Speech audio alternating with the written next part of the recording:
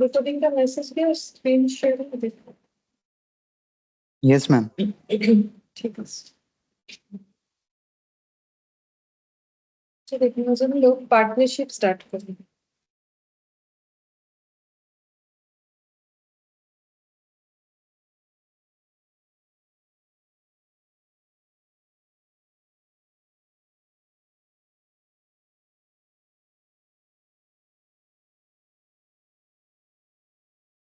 Partnership तुम लोगों ने कभी ना कभी पढ़ा होगा, ठीक है। 12th में रहता है नॉर्मल, मुझे जितना याद है।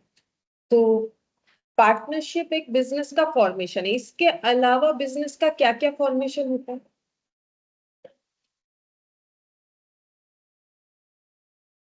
कंपनी, टाइप्स ऑफ कंपनी में कंपनी, जॉइंट वेंचर भी एक होता है, और एक हम लोग का पार्टनरशिप हो गया, और एक हो गया सोल, मतलब बेसिकली बोले तो तीन ही है। सोल प्रोप्राइटरशिप मतलब अकेले बिजनेस करो। पार्टनरशिप मतलब कम से कम कितने लोग होने चाहिए? दो, तभी पार्टनरशिप होता है। और बाकी मैक्सिमम लिमिट जो है वो लीगली बताया गया है, वो हमें देखना पड़ेगा।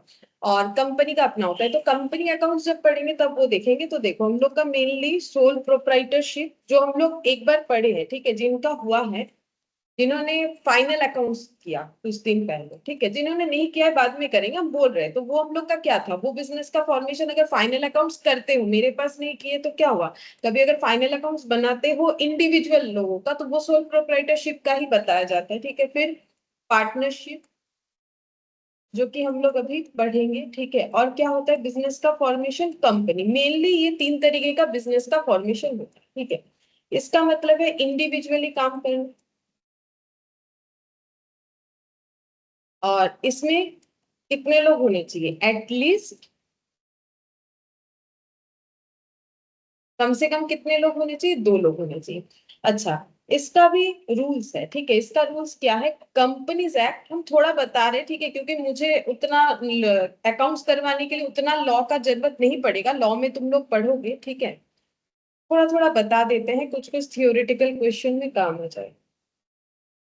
गुड इवनिंग होगी सर। Good evening ma'am. देखो, और यहाँ पर अ, जो कंपनीज एक्ट है 2000, बोलो कौन सा पढ़ते हो?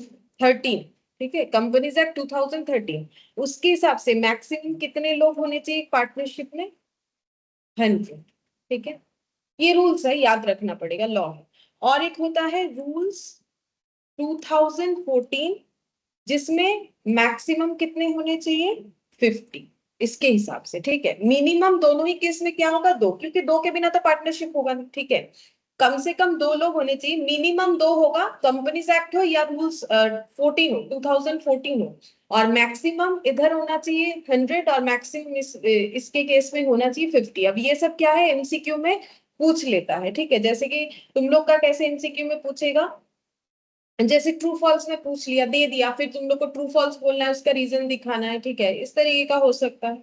तो इसीलिए हमें ये थोड़ा थोड़ा पता होना चाहिए। अच्छा, और यहाँ पर अब देखो हम लोग कंपनीज अकाउंट पढ़ेंगे, तो वहां पर हमें क्या क्या सीखना पड़ेगा, मतलब क्या क्या प्रिपेयर करना पड़ेगा। मतलब कंपनी अकाउंट जब हम लोग स्टार्ट करने, सॉरी, पार्टनरशिप जब हम लोग स्टार्ट करने वाले हैं, तो पार्टनरशिप में हमें क्या क्या अकाउंटिंग करना पड़ेगा? तुम लोग को याद है क्या क्या अकाउंटिंग करते हो तुम लोग पार्टनरशिप में? जैसे अगर इंडिविजुअल का बिजनेस का दिखाते हो तो ट्रेडिंग बनाते हो, और क्या बनाते हो? पीएल, बैलेंस शीट, ठीक है। तो यहाँ क्या बनाते हैं? पीएल एप्रोप्रिएशन और पार्टनर्स कैपिटल, बैलेंस शीट, और कभी कभार पीएल भी बोल सकता है, ठीक है, लेकिन बहुत ही रेयर केस होता है, नहीं बोलता है। नॉर्मली हम लोग को क्या क्या प्रिपेयर करना पड़ेगा? PL appropriation, capital account. तो क्या इनका ट्रेडिंग पीएल होता ही नहीं है? क्या लगता है तुम लोग को, क्या इनका ट्रेडिंग पीएल नहीं होना चाहिए? होना तो चाहिए, ठीक है। हमें देता नहीं है करने के लिए, वो बात अलग है, लेकिन इनका क्या क्या बन सकता है? तो ऑब्वियसली ट्रेडिंग पीएल, अगर ट्रेड कर मतलब ट्रेडिंग का बिजनेस है तो ट्रेडिंग पीएल होगा। अगर मैन्युफैक्चरर है तो मैन्युफैक्चरिंग अकाउंट भी बनेगा। क्यों नहीं बनेगा? अगर कोई पार्टनरशिप में मैन्युफैक्चरिंग का काम कर रहा है तो वो भी बनेगा।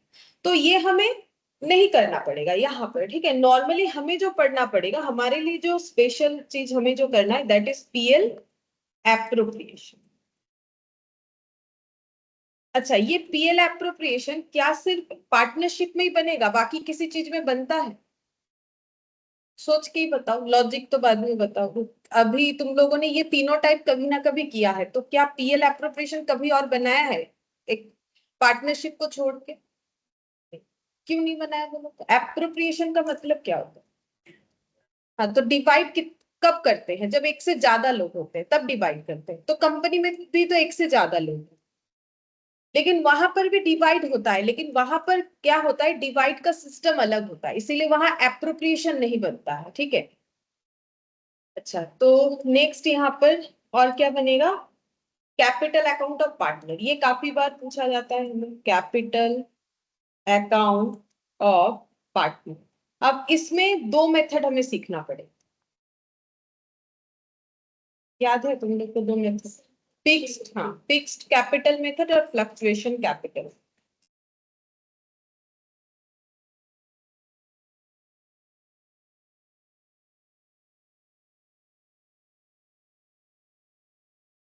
फ्लक्चुएशन कैपिटल मेथड, ठीक है। अच्छा, अब फिक्स्ड कैपिटल मेथड में क्या अकाउंट बनता है? Only capital account. नॉर्मली जो हम लोग बनाते हैं, अगर क्वेश्चन कुछ नहीं स्पेसिफाई करता है कि कैपिटल अकाउंट कौन से मेथड से बनाओ, तो हम लोग कौन सा यूज करते हैं? फिक्स्ड। और अगर कुछ क्वेश्चन स्पेसिफाई करेगा तो फिर वो फॉलो करते हैं। और फ्लक्चुएशन में दो अकाउंट बनता है, एक होता है कैपिटल और दूसरा होता है करेंट अकाउंट। एक होता है कैपिटल अकाउंट, दूसरा होता है हम लोग का करेंट अकाउंट। और हमें एक चीज और बनाना चाहिए, that is balance sheet.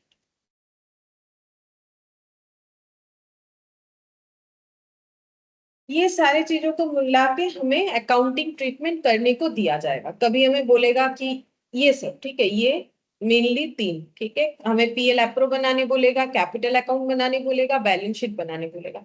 Trading PL नहीं बोलता है, नॉन।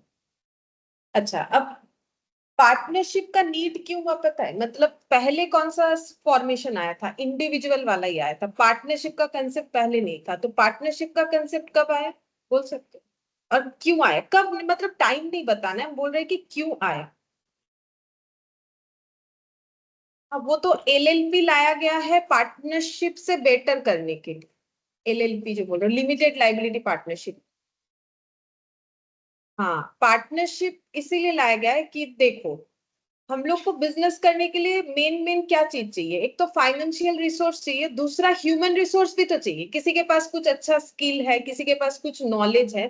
तो अगर एक एक ही इंसान बिजनेस कर रहा है तो पैसा, मतलब फाइनेंशियल जो भी मतलब सपोर्ट देना है उसी को देना है, ठीक है। जो भी मेंटल सपोर्ट, फिजिकल सपोर्ट, सारी चीज जो है एक ही पर्सन पे हेडेक आ जाता है। तो अगर हमें कंपटीशन में रहना है, क्योंकि मार्केट में इतना ज्यादा कंपटीशन बढ़ गया है, तो हमें क्या करना पड़ेगा? अगर हमें कंपटीशन में रहना है, अगर हम लोग एक अकेले बिजनेस करें, पार्टनरशिप में कर सकते हैं, अगर हम लोग पार्टनर बनाते हैं तो हमारे पास ह्यूमन रिसोर्स बढ़ेगा। और उसके साथ साथ क्या होगा, हमारे पास पैसा भी क्या होगा, फाइनेंशियली भी हम लोग क्या हो जाएंगे, स्ट्रांग हो जाएंगे। तो हम लोग मार्केट में टिक पाएंगे। इस कंसेप्ट से जो है पार्टनरशिप आया था, ठीक है। मेन यही बात था कि पार्टनरशिप में क्या हो रहा है, एक से भले दो, ये बात हो रहा है, ठीक है। इसी वजह से पार्टनरशिप लाया गया था।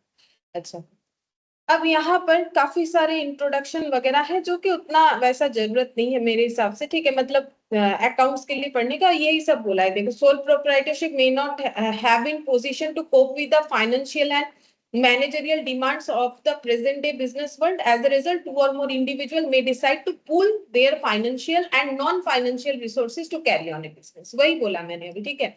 तो अगर हम लोग एक से दो बन जाते, दो तीन चार लोग मिलके अगर अपना अपना फाइनेंशियल रिसोर्स और नॉन फाइनेंशियल रिसोर्सेज को काम पे लगाते हैं, तो ऑब्वियसली हमारा बिजनेस स्ट्रांग होगा, ठीक है।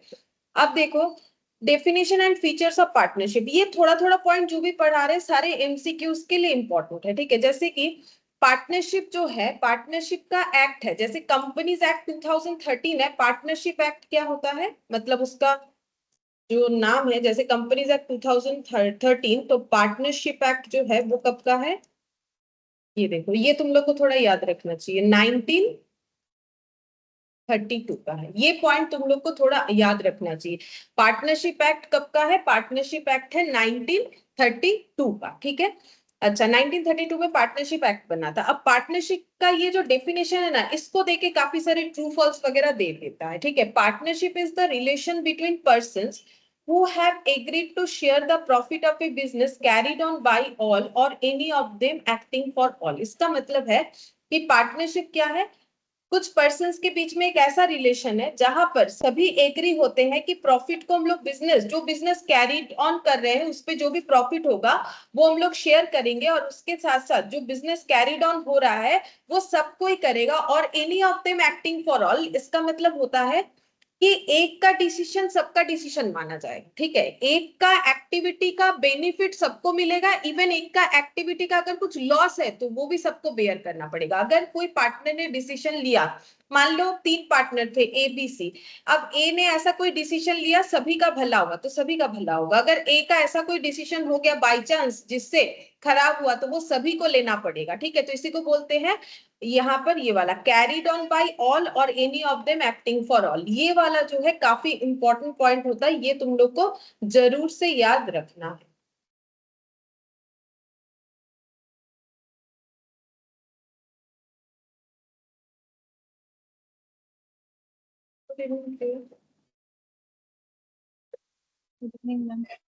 और इसके बाद हम लोग फीचर्स ऑफ पार्टनरशिप पढ़ेंगे, ज्यादा कुछ नहीं, जो भी मेन पॉइंट है वही हम पढ़ेंगे। देखो फीचर्स ऑफ पार्टनरशिप में क्या बोला है, पार्टनरशिप के लिए हमें एग्जिस्टेंस ऑफ एग्रीमेंट के बारे में क्या बोला है, हम पहले सिंपल तरीके से बता देते हैं, फिर उसके बाद तुम लोग अपने हिसाब से पढ़ सकते हो।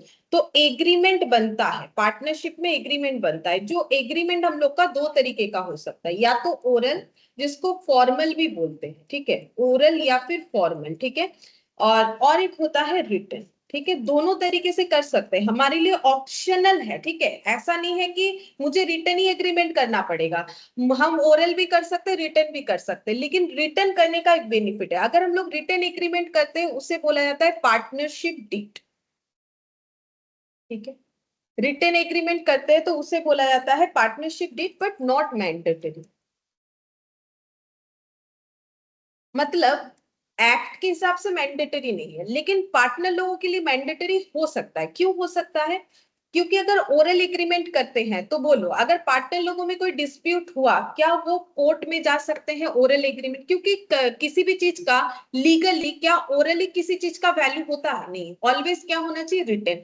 तो देखो रिटन बनाओ कि ओरल बनाओ वो तो पार्टनर पे है, लेकिन हम लोग को क्या करना है, ऑलवेज रिटर्न बना लेना चाहिए, ये बेनिफिट होता है। क्योंकि कभी अगर डिस्प्यूट हुआ तो फिर हम लोग उसको सॉल्व करने के लिए कोर्ट तक जा सकते हैं, ओरल में ऐसा कुछ भी फैसिलिटी नहीं बनेगा। बाकी मैंडेटरी नहीं है, करो ना करो अपना मन है, ठीक है। अच्छा, तो यहाँ पर ये सेकंड वाला पॉइंट वही बोला है, देखो यहाँ पर as per section 5 of the Indian partnership act the relation of partnership arises from contract between parties and not from status as it's happen in case HUF. अच्छा ठीक है, ये मुझे बस ये चाहिए फॉर ये सब तुम लोग के लॉ के लिए, ठीक है, वो सर पढ़ाएंगे। देखो बोल रहा है कि फॉर्मल और written agreement is not necessary to create a partnership, ठीक है। अगर नहीं भी करते हो कोई फॉर्मल, मतलब क्या फॉर्मल रिटर्न, मतलब वही हम बोल रहे हैं ओरली करके भी कर सकते हैं, ठीक है। मतलब कुछ तो एक बात तो होगा ना, ऐसा थोड़ी कि कोई कुछ नहीं बोलेगा, एक दूसरे के मन का बात कैसे समझ जाएंगे, कुछ तो बोलेगा। तो ओरल एग्रीमेंट होता है। फिर यहाँ पर बोला है बिजनेस। अब देखो बिजनेस का मतलब क्या है, बोल रहा है कि पार्टनरशिप का एग्रीमेंट बना लिया तो नहीं होगा, कुछ एक बिजनेस करना पड़ेगा, तभी उसको हम लोग पार्टनरशिप बोलेंगे। मतलब एक एग्रीमेंट बना लिया ओरली, फिर बैठे हम लोग कुछ नहीं कर रहे तो उसको हम लोग पार्टनरशिप नहीं बोलेंगे, हम लोग बोलेंगे हम लोग तो पार्टनरशिप में, ऐसा नहीं चलेगा। पार्टनरशिप में है तो करते क्या हो, कुछ तो एक एक्टिविटी होना चाहिए, activity in the sense business activity, ठीक है। तो यहाँ पर वही बोला है इंडियन पार्टनरशिप एक्ट 1932 बोला है only states that business includes every trade occupation and profession. मतलब हमें कोई ना कोई बिजनेस करना चाहिए, चाहे ट्रेड वाला हो, मतलब कुछ प्रोडक्ट परचेस कर रहे बेच रहे, या फिर कुछ ऑक्यूपेशन या फिर प्रोफेशन, जैसे 2-4 टीचर मिलके पढ़ा रहे, 2-4 डॉक्टर मिलके कोई एक क्लिनिक चला रहे, ठीक है, इस तरीके का चीज। मतलब बिजनेस का एग्जिस्टेंस होना चाहिए तभी वो पार्टनरशिप होगा, अदरवाइज वो पार्टनरशिप नहीं होता है। फिर है sharing of profit. Sharing of profit के बारे में देखो ये इंपॉर्टेंट है, जो भी इंपॉर्टेंट है हमारे अकाउंट्स के लिए वो हम बताते हैं। Sharing of profit, sharing of profit का रूल्स ये है कि अगर कोई एग्रीमेंट नहीं है तो क्या होता है पता है तुम लोग को, देन इक्वल। और अगर एग्रीमेंट है तो फॉलो द एग्रीमेंट, ठीक है। If there is an agreement then follow the ratio. Actually ratio में दिया हुआ रहता है तो मैंने रेशियो लिख दिया, ठीक है। अगर मेरे पास कोई एग्रीमेंट नहीं है तो इक्वली शेयर करना है, अगर एग्रीमेंट है तो एग्रीमेंट में जो रेशियो दिया हुआ है वही हमें फॉलो करना पड़ेगा, ठीक है। तो ये सारी चीज हमें क्वेश्चन में जो है ध्यान रखना। अच्छा, लिख लिया इक्वली या फिर फॉलो द एग्रीमेंट, बस इतना ही लिखो। शेयरिंग प्रॉफिट का वही यहाँ पर बताया, ठीक है। अच्छा, अब हाँ एक चीज है, हमें 1932 पार्टनरशिप एक्ट प्रॉफिट कैसे शेयर करना है वो बताया, लेकिन लॉस कैसे शेयर करना है ये नहीं बताया। लेकिन फिर भी अगर हमारे क्वेश्चंस में लॉस आता है तो उसको भी हम लोग कैसे ट्रीट करेंगे, जैसे प्रॉफिट का ट्रीटमेंट है वैसे ही करना है। अगर लॉस होगा, कोई एग्रीमेंट नहीं है, तो हमें क्या करना है, इक्वली लॉस डिवाइड करना है। और अगर एग्रीमेंट है तो फिर उसका रेशियो फॉलो करना है। लेकिन ये बात याद रखो कि 1932 पार्टनरशिप एक्ट हमें किसी, ये देखो, does not insist upon sharing of losses. ये हमें नहीं बताया, ये हम क्यों याद रखने बोल रहे हैं, ये हमें एमसीक्यू में पूछ सकता है, ठीक है। क्योंकि हम लोग क्वेश्चन करते करते ये बात भूल जाते हैं, क्योंकि क्वेश्चन जब करते हैं जैसा प्रॉफिट का ट्रीटमेंट करते हैं सेम तरीके से हम लोग लॉस का भी वैसा ही ट्रीटमेंट कर देते हैं। लेकिन एक्ट हमें ये बोल रहा है कि लॉस का कोई ट्रीटमेंट के बारे में एक्ट ने कुछ नहीं बताया है, ठीक है। फिर आ गया म्यूचुअल एजेंसी। इसका मतलब क्या होता है, म्यूचुअल एजेंसी का मतलब होता है, म्यूचुअल एजेंसी जैसे मान लो तीन पार्टनर है, ए बी और सी, ठीक है। तो इसमें क्या होता है ना, जैसे अगर हम लोग एक बार ए को प्रिंसिपल मानते हैं, ठीक है, मतलब मेन, ठीक है, तो बाकी दोनों इनके क्या हो जाएंगे, एजेंट। मतलब बात ये है कि ए का बात बी और सी को मानना पड़ेगा। लेकिन क्या हमेशा ए प्रिंसिपल होगा, ऐसा नहीं, सभी सभी के प्रिंसिपल है, सभी सभी के एजेंट है। जैसे कभी अगर बी प्रिंसिपल है, बी कुछ बोल रहा है, तो इन दोनों को क्या करना है, सुनना है। मतलब इन सब में रिलेशन क्या है, प्रिंसिपल और एजेंट का। तो सी अगर प्रिंसिपल बन जाएगा कभी, मतलब ऐसा नहीं कुछ बारी बारी से नहीं बनता है, मतलब अगर सी कुछ बोल रहा है तो इनको सुनना है। ऐसा नहीं है वो स्कूल पे जैसे होता है वैसा नहीं है कि किसी को कुछ, क्या बोलते हैं उसे, मॉनिटर वगैरह क्या होता है ना, बना दिया फिर उसका बाद सबको सुनना पड़ेगा, है ऐसा नहीं है। बात यह है कि भाई सभी को सबका बात सुनना है। मतलब कोई ऐसा नहीं बोल सकता है, हम, मेरे पास ज्यादा दिमाग है मेरा ही बात सुना। मान लो हम तुम लोग के साथ पार्टनरशिप करें, हम बोलेंगे भाई मेरा ही बात सुनना पड़ेगा, हम टीचर है, ऐसा नहीं है। पार्टनरशिप है तो मुझे तुम लोग का बात भी सुनना पड़ेगा, तभी पार्टनरशिप टिकेगा, वरना गया, ठीक है। तो वही हो गया म्यूचुअल एजेंसी। अच्छा, अब बोल रहे हैं माइनर का क्या प्रोविजन है, माइनर को क्या हम लोग पार्टनर में ले सकते हैं, बोलो, पता है तुम लोग, ले सकते हैं, लेकिन उसका एक कंडीशन है। क्या कंडीशन है बोलो, हाँ, उसको लॉस नहीं देंगे। जैसे छोटे बच्चे को खेलने में लेते हो तो बोलते हैं ना कि भाई ठीक है इसको आउट नहीं करना है, वैसा ही हो गया, ठीक है। तो माइनर का वैसा नहीं। तो माइनर का जो है ये पार्टनर बन सकता है, पार्टनर हो सकता है, can be partner, but loss is not, loss will be not share.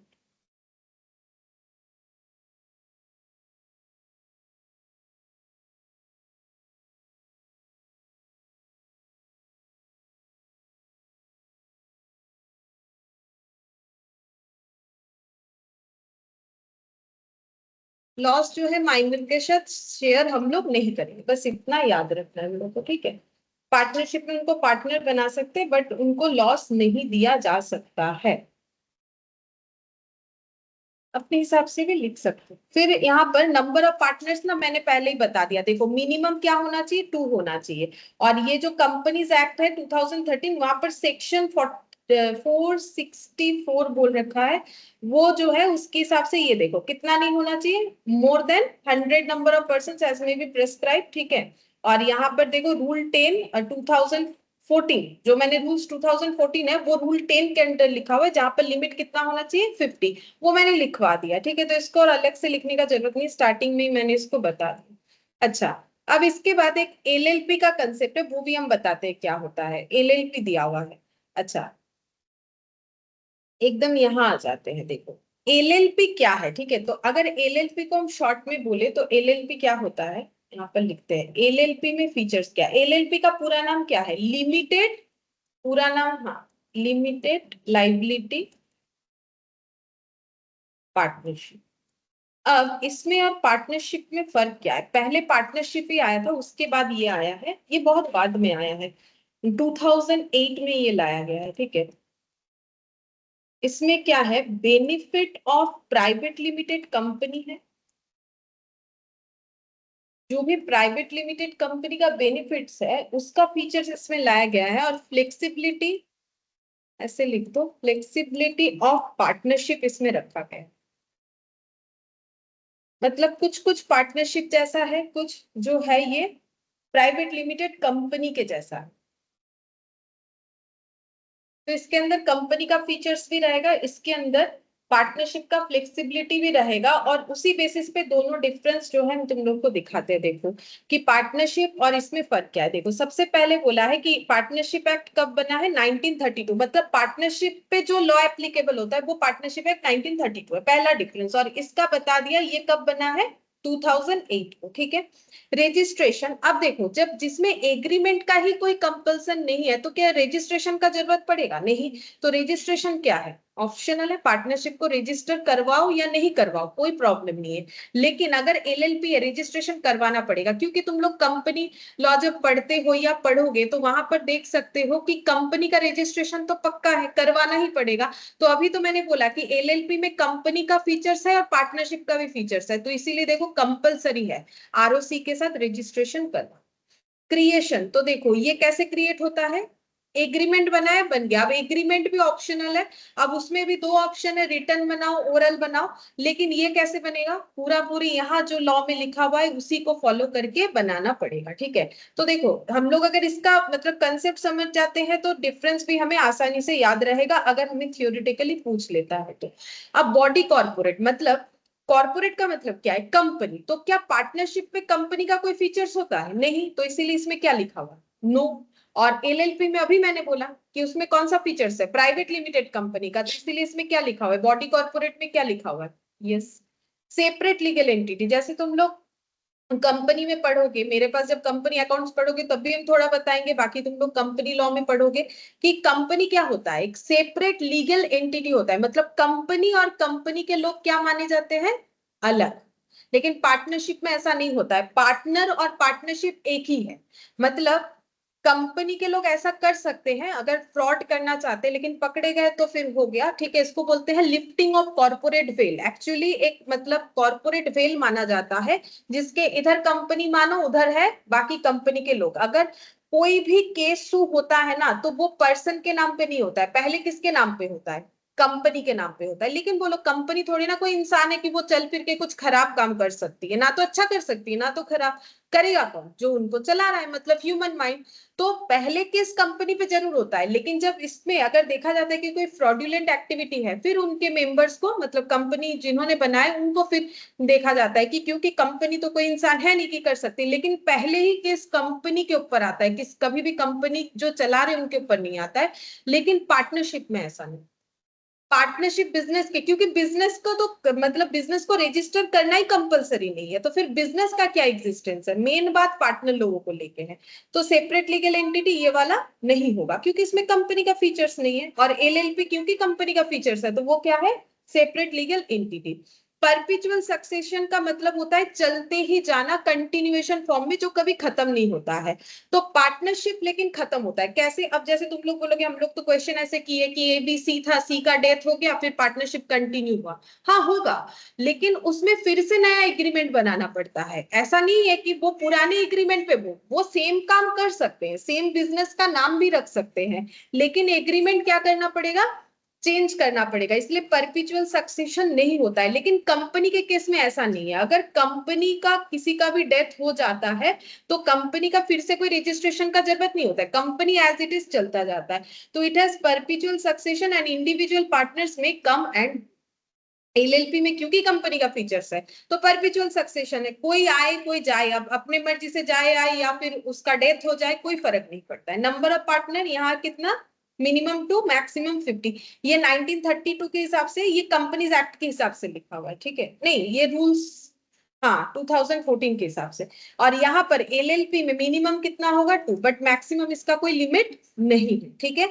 Ownership of asset, अब बोलो कि यहाँ पर जैसे पार्टनरशिप में एसेट का ओनर कौन है, मतलब पार्टनरशिप बिजनेस में जितने भी एसेट है उसके ओनर कौन होते हैं, पार्टनर खुद होते हैं, क्योंकि पार्टनरशिप ही पार्टनर लोगों के लिए चल रहा है। Firm can not own any asset, firm का कोई एसेट नहीं होता है, the partner own the asset of the firm. LLP में क्या होता है, एलएलपी क्योंकि एक इंडिपेंडेंट एंटिटी की तरह काम करता है तो कैन ओन एसेट। जैसे देखो कंपनी में देखो लिफ्टिंग ऑफ कॉर्पोरेट वेल का बात होता है ना, तो उसमें क्या मानते हैं, अभी मैंने क्या बोला कि कंपनी के ऊपर केस शुरू होगा, मतलब कंपनी और कंपनी के मेंबर अलग है, ठीक है। तो अगर ये बेनिफिट लिया जा रहा है तो उल्टे देखो इधर ये भी बोल रहा है कि फिर एसेट भी अगर बेचेंगे तो एसेट किसका बिकेगा, ऐसा नहीं बोल सकते कि कंपनी के लोगों का एसेट बिक रहा है, कंपनी का एसेट बिक रहा है, ठीक है। लेकिन पार्टनरशिप में अगर किसी कारण से एसेट बिकता है तो वो पार्टनर लोगों का एसेट बिक रहा है, पार्टनरशिप का नहीं बिक रहा है। लाइबिलिटी ऑफ पार्टनर, अब देखो यही प्रॉब्लम था कि एलएलपी लाया गया, लाइबिलिटी पार्टनर का अनलिमिटेड होता है। मतलब मान लो पार्टनरशिप बिजनेस बहुत खराब चल रहा है, लॉस हो रहा है, अब लॉस हो रहा है, पहले बिजनेस का एसेट बेच दिया, ठीक है। अब इतना ज्यादा बाहर मतलब क्या बोले लोन हो गया है कि हम लोग एसेट बेच दिए, सब कर दिए, अब लोन नहीं दे पा रहे, तो फिर कोर्ट में केस होगा, तो कोर्ट मतलब जज जो है वो बोलेगा भाई जब तक तुम्हारे पास जो है तुम अपना पर्सनल एसेट लेके आओ, जरूरत पड़े तो क्रेडिटर को पेमेंट करने के लिए, लोन का पेमेंट करने के लिए। तो अनलिमिटेड है। Partners are severally and jointly liable for action of other partner, मतलब ऐसे भी हो सकता है, मान लो एक इंसॉल्वेंट हो गया, दो ठीक है, अब बिजनेस का हालत खराब है तो वो इंसॉल्वेंट वाला तो और क्या देगा, वो तो वैसे ही इंसॉल्वेंट हो गया, अब बाकी दोनों को उसका भी मतलब लॉस को बेयर करना पड़ेगा, ये भी तुम लोग का आएगा जब तुम लोग डिसोल्यूशन ऑफ पार्टनरशिप पढ़ोगे, ठीक है। तो ये तो देखो एक अजीब सा बात हो गया ना कि 3 जन पार्टनरशिप में थे, अब एक का मतलब इंसॉल्वेंसी हो गया तो उसका लॉस भी बाकी दोनों को बेयर करना पड़ रहा है, तो ये तो बहुत ही मतलब हार्ड सिचुएशन है, ठीक है। तो इसीलिए यहाँ पर एलएलपी लाया गया, एलएलपी में ऐसा नहीं है, ठीक है। एलएलपी में क्या बोला है, लाइबिलिटी क्या है, लिमिटेड है, कितना, their contribution towards LLP except in case of intentional fraud or wrongful act of the omission or commission by partner। मतलब बोल रहा है कि एलएलपी में इन्होंने जितना कंट्रीब्यूशन किया है इनका लाइबिलिटी उतना तक ही जाता है, मतलब बिजनेस में जितना पैसा वैसा है वो दे दो, ठीक है। बिजनेस अगर नहीं चला पा रहे हो, कोई लोन वगैरह हो गया, पर्सनल एसेट नहीं बेचना पड़ेगा, ठीक है। और बोल रहा है पर्सनल एसेट भी इस केस में बिक सकता है, कब बिक सकता है, अगर बिजनेस करके किसी को धोखा दिए हो, फ्रॉडुलेंट एक्टिविटी किए हो, आप बोल रहे हो भाई हम तो लूट गए, अब तो जज बोलेगा भाई तुम दूसरे को ऐसे ठग रहे हो तो फिर जाओ अपना पर्सनल एसेट लेके आके दूसरे का पैसा वापस करो, ऐसा थोड़ी चलता है। लेकिन अगर बिजनेस करते करते बिजनेस में कोई इश्यूज हो गया तो फिर लाइबिलिटी उतना ही है जितना बिजनेस में इन्होंने कंट्रीब्यूट किया है, पर्सनल एसेट नहीं बिकेगा। और इसी कारण से पार्टनरशिप के बदले एलएलपी को लाया गया है। फिर प्रिंसिपल एजेंट का रिलेशनशिप, अभी मैंने बताया पार्टनरशिप में क्या होता है, हर एक पार्टनर एक दूसरे का प्रिंसिपल भी होता है, एक दूसरे का एजेंट भी होता है, लेकिन कंपनी में ऐसा नहीं होता है। कंपनी के केस में प्रिंसिपल कौन बोलो, पार्टनर सभी एजेंट होते हैं, फर्म जो है वो क्या है, प्रिंसिपल है, कंपनी प्रिंसिपल होता है, बाकी सब एजेंट होते हैं, वैसे ही यहाँ पर होगा। तो ये मैंने जस्ट एक बार तुम लोगों को गो थ्रू करवा दिया, पीडीएफ हम शेयर कर देंगे, यहाँ से तुम लोग को देख लेना है, क्योंकि इसमें से कभी कभी हमें जो है डिफरेंस थियोरिटिकली पूछ लिया जाता है, ठीक है। अच्छा, अब जो मैंने बोला था ना कि रिटर्न में अगर हुआ तो पार्टनरशिप डीड होगा, पार्टनरशिप डीड में क्या क्या लिखा जाता है वो भी एक बार बोल देते हैं। देखो, अगर कोई नाम दिए हो फर्म का तो वो पार्टनर लोगों का नाम, पार्टनर लोग कब बिजनेस में, commencement and duration of the business में कब आए हो, कब तक बिजनेस चलेगा, ये बेसिकली ज्वाइंट वेंचर के लिए भी पूछा जाता है, क्योंकि ज्वाइंट वेंचर जो है एक पर्टिकुलर टाइम तक होता है, पार्टनरशिप का वैसा कोई पर्टिकुलर टाइम नहीं है, लेकिन अगर मान लो कि 10 साल 12 साल ऐसा कुछ है तो लिख सकते हैं। अमाउंट ऑफ कैपिटल कितना एक एक पार्टनर ने कंट्रीब्यूट किया, अगर डीड बना रहे हो ये सारा चीज लिखना है। अब बोल रहा है amount to be allowed to each partner as drawing and limiting of such drawings, मतलब अगर कोई ड्राइंग्स का कंसेप्ट रखा है पार्टनर लोगों ने कि हम लोग हर ईयर इतना इतना ड्रॉ करेंगे, तो कितना करेंगे, कितना लिमिट है। Interest to be allowed to each partner on is capital partner लोगों ने जो कंट्रीब्यूट किया है अगर उस पर कोई इंटरेस्ट देने का बात है तो कितना है, और अगर कोई लोन है, लोन जैसे अगर पार्टनर ने पार्टनरशिप फर्म को लोन दिया है तो उनको कितना जो है इंटरेस्ट मिलेगा, ठीक है, ये सारे चीज को लिखना है। रेशियो प्रॉफिट लॉस का अगर हम लोगों ने कुछ मेंशन किया है तो वो दिखाना है। पार्टनर को सैलरी दिया जाएगा कि नहीं, कोई पार्टनर को सैलरी होता है और इसके अलावा होता है कुछ रेमुनरेशन वगैरह अगर दिया जा रहा है तो वो सारे चीजों को मेंशन करना पड़ेगा। Any variations in mutual rights and duties of partner, partner का कोई ड्यूटीज अगर वैरी कर रहा है जैसे 6 मंथ्स ये काम करेगा उसके बाद कुछ ऐसे, अगर ऐसे कुछ कंडीशंस है तो हमें लिख के बता देना है डीड के अंदर। फिर बोला है method of valuation of goodwill, ये भी हमारा टॉपिक है। इसके बाद इंट्रोडक्शन ऑफ पार्टनरशिप के बाद यही पढ़ना पड़ता है कि अगर गुडविल वैल्यूएशन का कोई मेथड है तो वो भी हमें मेंशन करना पड़ेगा कि हम लोग कौन सा मेथड फॉलो करें, ये हम लोग डिटेल्स में पढ़ेंगे। अब उसके बाद procedure by which A partner में रिटायर, पार्टनर अगर रिटायर हो जाता है तो उसको क्या क्या मिलेगा, कैसे करके उसका पेमेंट ड्यूज हम लोग क्लियर करेंगे। फिर बोला है basis of determination of executors of a disease, अब देखो पार्टनर रिटायर कर रहा है तो उसको क्या देना है, पार्टनर के हाथ में दे देंगे, लेकिन अगर पार्टनर का डेथ हो गया अब वो तो लेने आ नहीं सकता है, तो अब आएगा कौन, या तो उसके रिलेटिव आते हैं या कोई लीगल एग्जीक्यूटर्स है तो उनको दिया जाता है, तो वो भी प्रोसेस लिखना है हम लोग को। अगर कुछ लॉस हुआ तो फिर इंसॉल्वेंसी हुआ किसी पार्टनर का, उस वजह से लॉस हुआ तो उसको कैसे ट्रीट करना है। और उसके बाद बोला है कोई डिस्प्यूट अगर पार्टनर लोगों में होता है तो क्या प्रोसेस है, हम लोग पहले कहाँ जाएंगे, अपने अंदर ही सुलझाना है या कोर्ट तक जाना है, क्या प्रोसेस है। और फिर बोला है preparation of accounts and their audit, auditing कैसे करवाएंगे, कैसे अकाउंट्स बनाएंगे, ये सारे चीजों को हमें लिखना पड़ता है। अब देखो कुछ रूल्स है जो तुम लोग को याद रखना चाहिए। अगर पार्टनरशिप डीड में हमें बता दिया है कि सैलरी देना है तो ही सैलरी मिलेगा, अगर बताया है इंटरेस्ट ऑन कैपिटल मिलेगा तो ही मिलेगा, अगर बताया है ड्रॉइंग्स पे इंटरेस्ट देना है तो ही होगा। लेकिन दो ऐसा चीज है कि हमें अगर डीड नहीं भी बनाया है तो वो एप्लीकेबल होता है, क्या है, in the absence of agreement interest and salary payable to partner will be paid only if there is profit. बोल रहा है कि एग्रीमेंट हो या ना हो, ये तो सैलरी बोला है छोड़ो, एग्रीमेंट अगर कोई एग्रीमेंट नहीं है तो भी दो चीज एप्लीकेबल होता है। क्या होता है, अगर एग्रीमेंट नहीं है तो दो चीज एप्लीकेबल होता है, interest on loan given by partner, partner ने अगर कोई लोन दिया है तो 6% per annum interest on loan दिया जाता है पार्टनर को, अगर कोई एग्रीमेंट नहीं है, ठीक है। और एक चीज होता है प्रॉफिट शेयरिंग रेशियो इक्वल, ये मैंने पहले भी बोला है, मैंने लिखा है PSR यानी प्रॉफिट शेयरिंग रेशियो इक्वल होगा, ठीक है। नो एग्रीमेंट यानी या फिर ऐसे लिख लो एब्सेंस ऑफ एग्रीमेंट, ये ज्यादा सही रहेगा।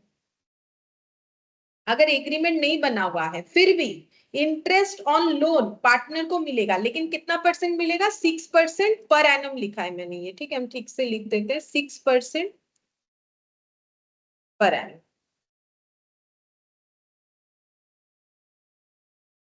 अगर एग्रीमेंट नहीं बना हुआ है तो 6% per annum interest on loan देना पड़ेगा पार्टनर को, ठीक है। अच्छा, और बाकी सारी चीज अगर एग्रीमेंट बने हुए हैं तो ही मिलता है, लाइक सैलरी हो गया और इंटरेस्ट ऑन लोन क्या 6%, ये कोई फिक्स रेट है, हाँ अगर एग्रीमेंट नहीं है तो फिक्स्ड यही वाला है, और अगर एग्रीमेंट बना हुआ है तो वहां तो लिखा हुआ है कितना बोला था, अब अगर वहां 4% लिखा हुआ है तो 4% ही होगा, ठीक है। और प्रॉफिट शेयरिंग रेशियो का भी वैसा है कि जितना बोलेगा उतना, अगर नहीं लिखा हुआ है तो इक्वल, ठीक है। अब हम लोग ये क्वेश्चन देखते हैं, देखो यहाँ पर एक एग्जांपल दिया है, A and B commenced business in partnership on 1 January 2019, ये जो क्वेश्चन है ये अभी अभी हम लोगों ने जो भी प्रोविजंस पढ़ा उसी के ऊपर है। तो इन्होंने 1 जनवरी 2019 में बिजनेस स्टार्ट किया है, no partnership agreement was made either oral or written, कुछ भी नहीं बनाया, ना तो ओरली बनाया है ना तो रिटन बनाया है। They contributed 40,000, 10,000 as capital. In addition, A also advanced 20,000 on 1st July 2019. A met with an accident on 1st April 2019 and could not attend to partnership business up to 30th June 2019. मतलब क्या है, A B दो partner थे, ठीक है, उन्होंने कोई agreement नहीं बनाया, दोनों ने कैपिटल डाला था, ए ने कुछ उसके बाद एडवांस भी किया था, लेकिन ए का अचानक एक्सीडेंट हो गया, कुछ दिनों से वो बिजनेस में आ नहीं पाया। फिर बोल रहा है the profit for the year ended, उस साल के एंड में प्रॉफिट कितना हुआ है 50,600 sorry 50,600 dispute having been arisen between them for sharing the profit. Profit sharing को लेके उनके अंदर डिस्प्यूट चालू हो गया, तो तुम लोग बताओ कि इनका प्रॉफिट शेयरिंग कैसे होना चाहिए? इक्वल। कोई एग्रीमेंट नहीं बना है तो इक्वल होना चाहिए। अब यहाँ पर ए ने ना कुछ क्लेम किया है, अब तुम लोग को बताना है कि ए बी का क्लेम कितना सही है। ए बोल रहा है he should be given interest 10% per annum on capital and loan। बोल रहा है मुझे 10% per annum बेसिस पे कैपिटल पे और लोन पे। लोन कौन सा है? ये 20,000 वाला। कैपिटल कौन सा है? ये 40,000 वाला। बोल रहा है दोनों पे मुझे 10-10% इंटरेस्ट चाहिए। क्या ए को ये मिल सकता है? नहीं। क्यों नहीं मिलेगा?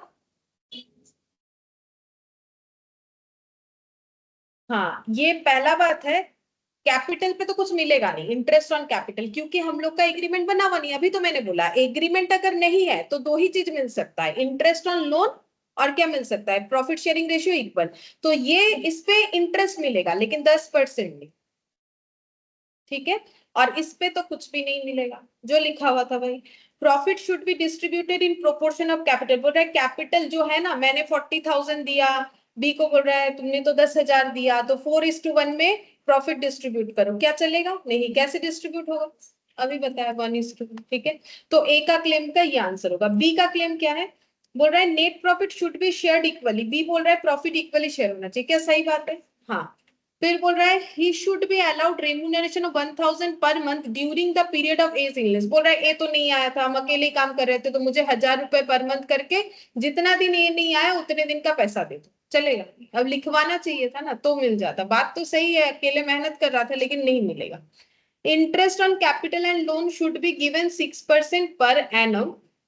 ये बोल रहा है interest on capital and loan should be given 6% पर।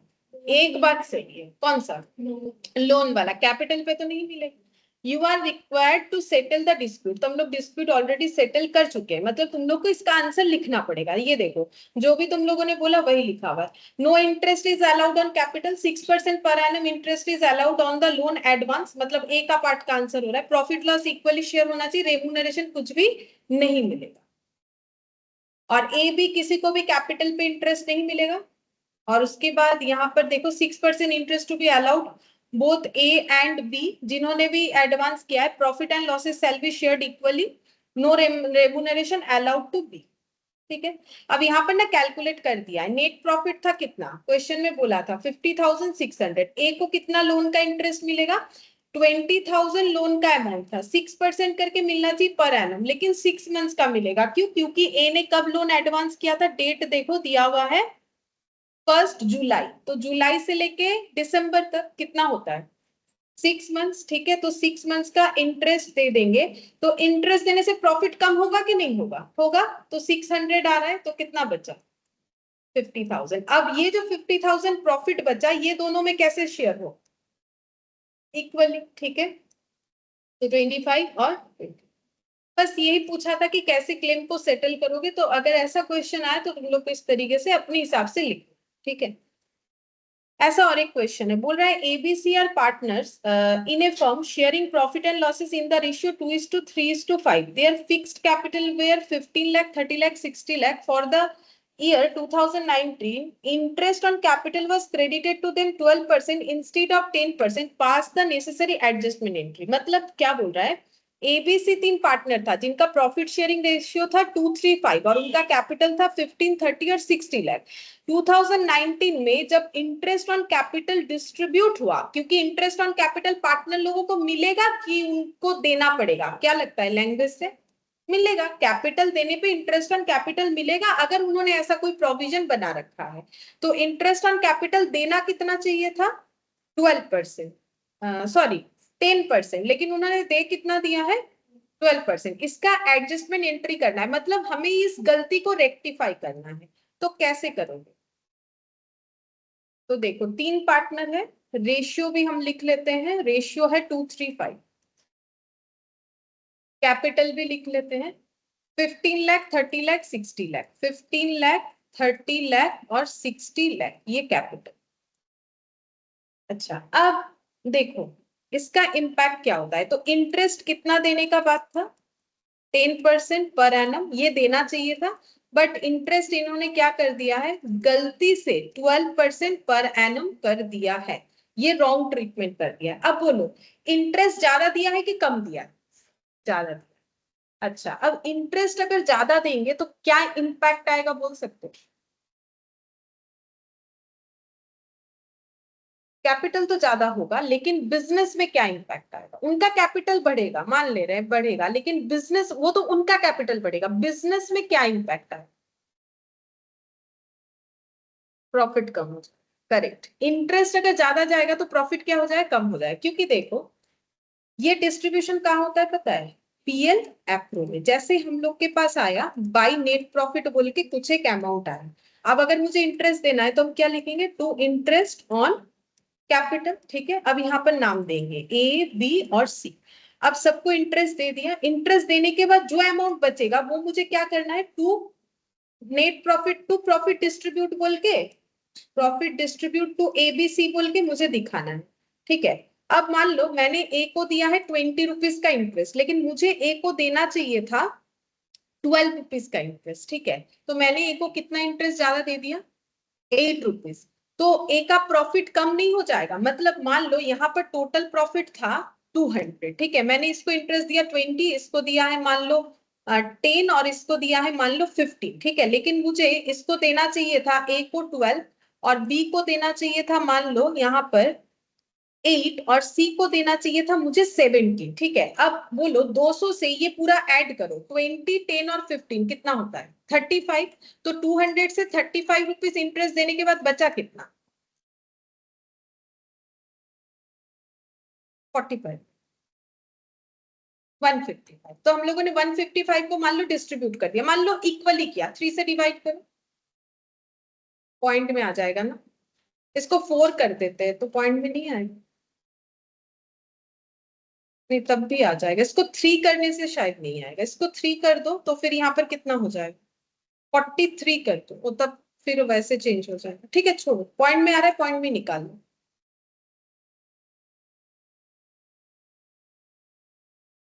पता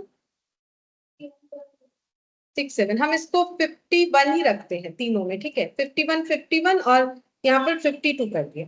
अब देखो अगर हम 20 के जगह 12 देते, ये सब सही सही देते, एक को 12 एक को 8 एक को 17, अब ऐड करो कितना होता है, 37 माइनस कर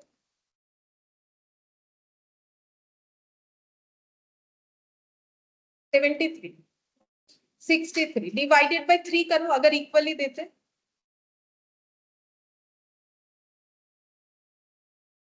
54.33, ठीक है। तो देखो प्रॉफिट सबका ज्यादा होता ना। देखो अभी सबको कितना मिल रहा है, 51 करके। अगर हम लोग, क्यों मैंने यहाँ पर ऐसा कैलकुलेशन दिखाया कि इन्होंने ज्यादा दे दिया, क्योंकि 2% यहाँ दिखा है ना, तो मैंने उस हिसाब से दिखाया। तो अगर मुझे इसको ठीक करना है तो मुझे एक्चुअली क्या करना है, सबके पास प्रॉफिट कितना होना चाहिए, 54.33। तो मुझे क्या करना पड़ेगा, मुझे ये जो एक्स्ट्रा इंटरेस्ट मैंने दे दिया है, जैसे इसको कितना दिया है एक्स्ट्रा 8 रुपया, इसको कितना दिया है एक्स्ट्रा 2 रुपया, ये सब क्या करना पड़ेगा, मुझे रिटर्न लेना पड़ेगा। तो प्रॉफिट में टोटल कितना फर्क आया देखो, तो 51 और 54 कितना फर्क आया, 3 रुपीज का।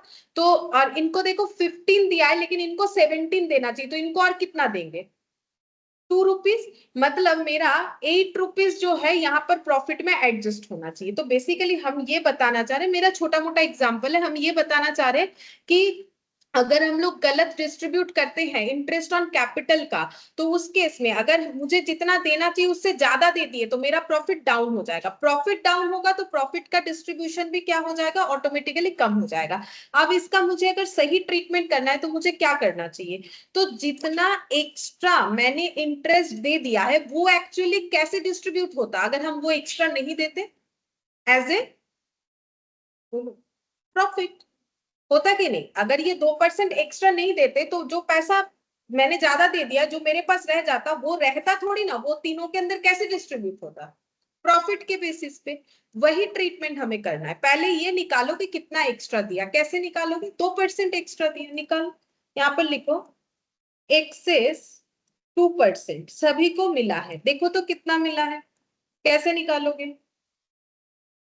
15 लाख का कितना निकालोगे, 2%।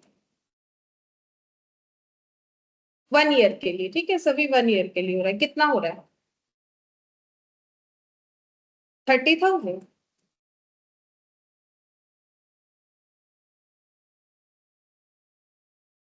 बी का एक्स्ट्रा 30 लाख इंटू 2%, 60,000। सी का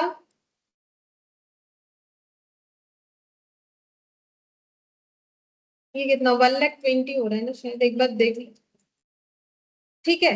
30, 60, 1,20,000। अब इसका टोटल करो तो एक टोटल कॉलम भी मैंने इस साइड में लिख दिया है। इसका टोटल कितना होगा? 2,10,000। तो एक्चुअली 2,10,000 का डिस्ट्रीब्यूशन एज ए इंटरेस्ट हो गया है, लेकिन ये होना कैसे चाहिए था? प्रॉफिट शेयरिंग रेशियो में। तो अगर ये प्रॉफिट शेयरिंग रेशियो में डिस्ट्रीब्यूट होता तो ये 2,10,000 में किसको कितना मिलता, कैसे निकालोगे?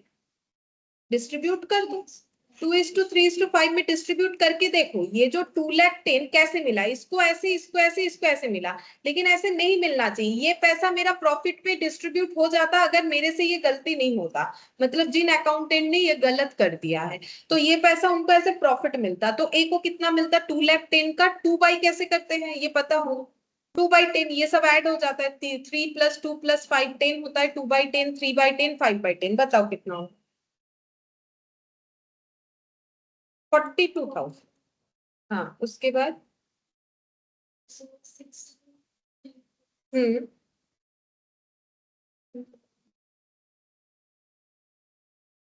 1,05,000, 1,05,000।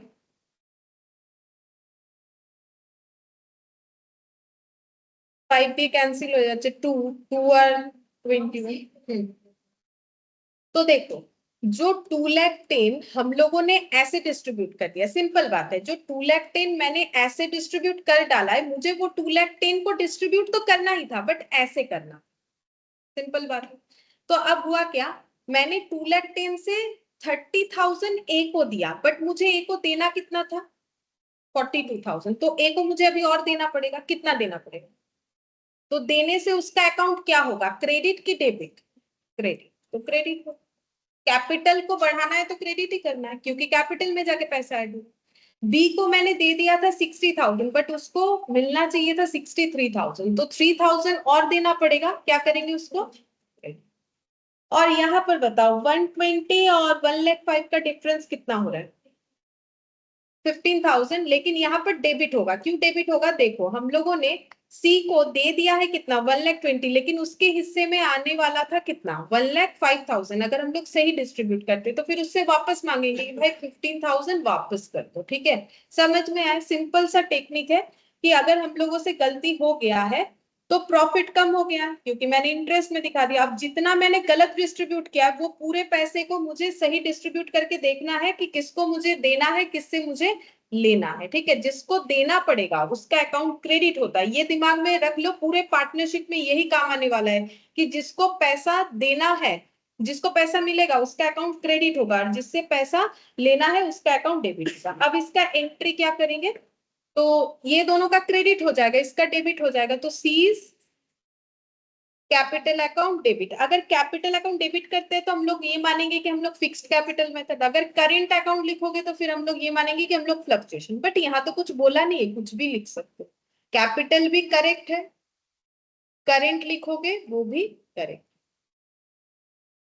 15,000 टू इज कैपिटल और करेंट अकाउंट, जो लिखोगे दोनों सही।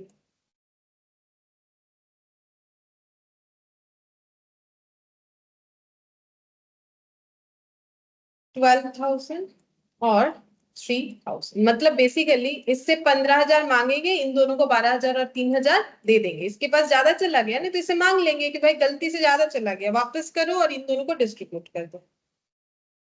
समझ में आया? ठीक है, अच्छा।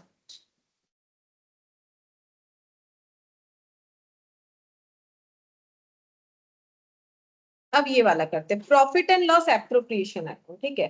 अब profit and loss appropriation account क्या होता है? बेसिकली पीएल के बाद ये बनता है, पहला बात, ठीक है। पीएल बनेगा तो ही पीएल एप्रो बनेगा, क्यों? क्योंकि पीएल बना के क्या मिलता है?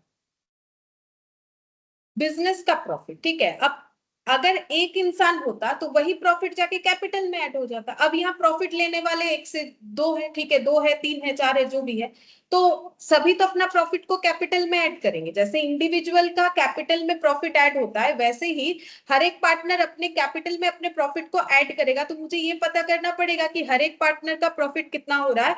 तो इसके लिए मुझे एक डिस्ट्रीब्यूशन करने वाला अकाउंट बनाना चाहिए, जिसका नाम क्या होता है, प्रॉफिट एंड लॉस एप्रोप्रिएशन। यहाँ पर कोई आउटसाइडर का पेमेंट या आउटसाइडर से रिसीव वगैरह नहीं आता। यहाँ पर पार्टनर को कुछ अगर देना है प्रॉफिट से और पार्टनर से अगर कुछ लेना है, ले क्या सकते हैं, जैसे इंटरेस्ट ऑन ड्रॉइंग्स अगर क्वेश्चन में बोलेगा तो, ठीक है। और दे क्या सकते हैं, इंटरेस्ट ऑन कैपिटल दे सकते हैं, प्रॉफिट दे सकते हैं, लोन का इंटरेस्ट, सैलरी, ये सारी चीजों को हम लोग दे सकते हैं, ठीक है।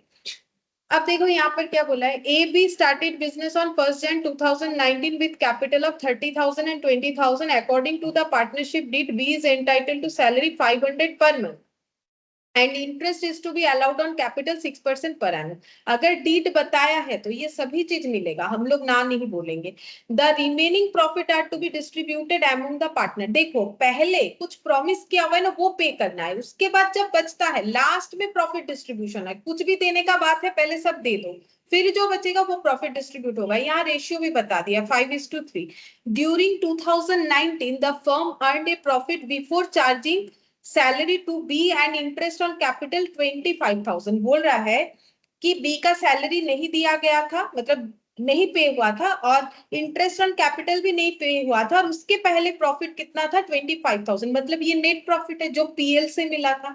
अब बोल रहा है during the year A withdrew 8,000 and B withdrew 10,000 for domestic purpose, मतलब पर्सनल यूज के लिए। हमें जर्नल एंट्री देने बोला है ताकि हम लोग प्रॉफिट का डिवीजन कर सके। हमें एप्रोप्रिएशन अकाउंट नहीं बोला है, बोला है जर्नल एंट्री बनाओ, ठीक है।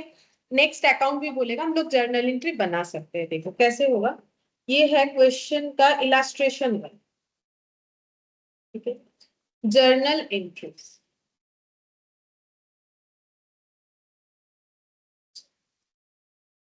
सबसे पहले देखते हैं क्या बोला है, बोला कि कैपिटल था।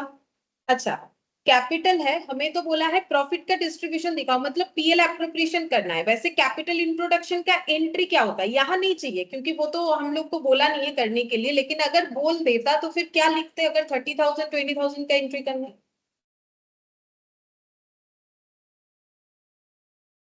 Cash account debit to A's capital, cash account debit to B's capital. तुम लोग का 11 में सीखा गया या फिर कॉमर्स में सीखा गया, पहला एंट्री तो यही होता है। According to partnership deed B is entitled to salary, तो सबसे पहले बी को सैलरी देना है, ठीक है। तो हम लोग पूरे ईयर का डेटा निकाल रहे हैं कि किसी मंथ का निकाल रहे हैं, पूरे ईयर का। तो क्या 500 होगा सैलरी, कितना होगा, 500 इंटू 12 करने से जितना होता है 6,000। अच्छा, अगर हम लोग पार्टनर को सैलरी देंगे तो प्रॉफिट कम होगा कि ज्यादा होगा, कम होगा। तो प्रॉफिट डेबिट होगा कि क्रेडिट होगा, डेबिट होगा। तो अब प्रॉफिट की जगह नाम क्या लिखना है, अकाउंट का नाम क्या होता है हम लोग का, पीएल एप्रोप्रिएशन अकाउंट डेबिट। अब जिसको देंगे उस पार्टनर को कुछ भी देते हैं लेते हैं, उनका कैपिटल के थ्रू से होता है नॉर्मली। तो फिर हम लोग क्या लिखेंगे, to to B's capital hyphen देके सैलरी।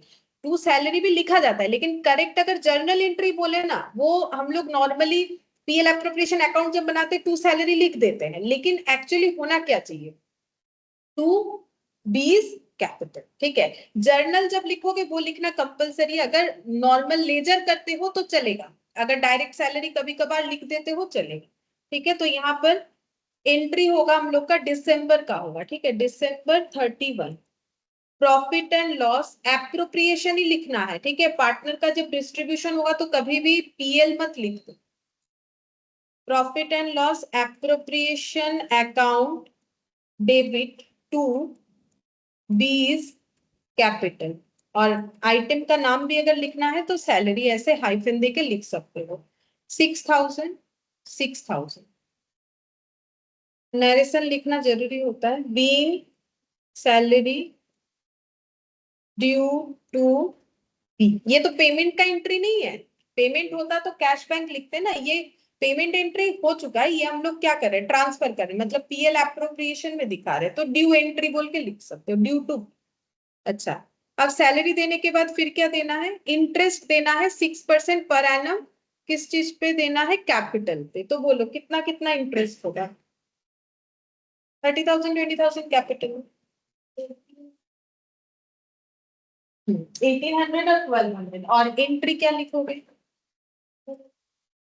हाँ प्रॉफिट तो कम होगा ही होगा, PL appropriation account debit to B's capital, profit and loss appropriation account debit, appropriation account debit to A's capital to B's capital. ठीक है, कैसे निकालना है, देखो कैलकुलेशन ऐसे करना है, 30,000 जिसका था उसका 30,000 लिखो, जिसका 20,000 था उसका 20,000 इंटू 6% करने से जितना आएगा।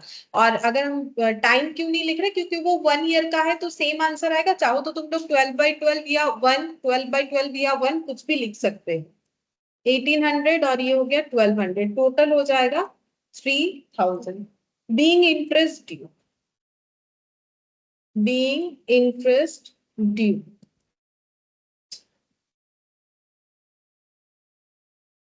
अब नेक्स्ट हमें बोला है कि प्रॉफिट को 5:3 में डिस्ट्रीब्यूट कर देना है। बोल रहा है कि ये सारे खर्चे पे करने के पहले, अभी तो हम लोगों ने दो ही खर्चा दिखा, एक सैलरी वाला एक इंटरेस्ट वाला, उसके पहले प्रॉफिट था 25,000। ठीक है, तो 25,000 प्रॉफिट था। अब 25,000 प्रॉफिट अभी तो रहा नहीं, क्योंकि हम लोगों ने कितना पे कर दिया, इंटरेस्ट के लिए कितना हटा लिया 3,000, और सैलरी के लिए कितना हटा दिया 6,000। तो 6,000 प्लस 3,000 9,000 हट जाएगा, 25,000 तो बचेगा कितने, 16,000। 16,000 को क्या करना है, डिस्ट्रीब्यूट कर देना है पार्टनर लोगों में। तो फिर से एंट्री क्या होगा, वही profit PL appropriation account debit, हाँ profit and loss appropriation account debit to A's capital to B's capital, यहाँ पर हाइफन देके लिख सकते हो प्रॉफिट डिस्ट्रीब्यूशन। प्रॉफिट डिस्ट्रीब्यूशन जैसे इसके ऊपर वाले में भी तुम लोग लिख सकते थे इंटरेस्ट डिस्ट्रीब्यूशन, यहाँ पर चाहो तो हाइफन देके लिख सकते हो इंटरेस्ट ऑन कैपिटल। अच्छा, अब यहाँ पर कितना आ जाएगा, कैलकुलेट करो। 25,000 था, उसमें से हम ये साइड में कर रहे, तुम लोग अपना कैलकुलेशन सही जगह पे कर लो, क्योंकि इधर तो होता नहीं नॉर्मल। कितना हो गया 16,000। अब इसको रेशियो में डालना है, रेशियो हमें क्वेश्चन बताया है 5:3, तो 5/8 और 3/8 कितना हो जाएगा, 10 और 6, 10,000 और 6,000, टोटल 16,000 का डिस्ट्रीब्यूशन करना, being profit distributed.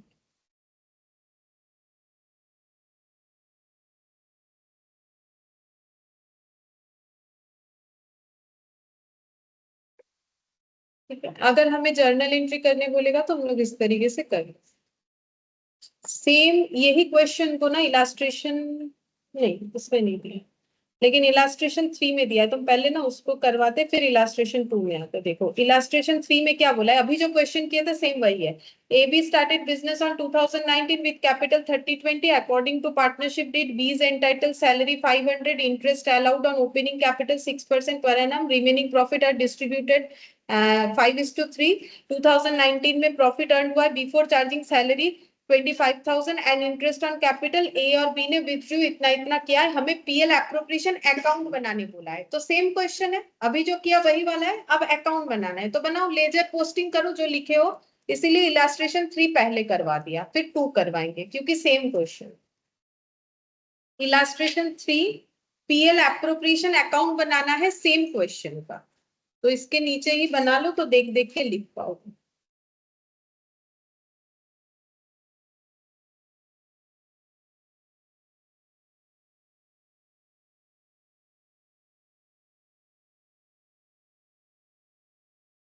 For the year ended 31st December 2009।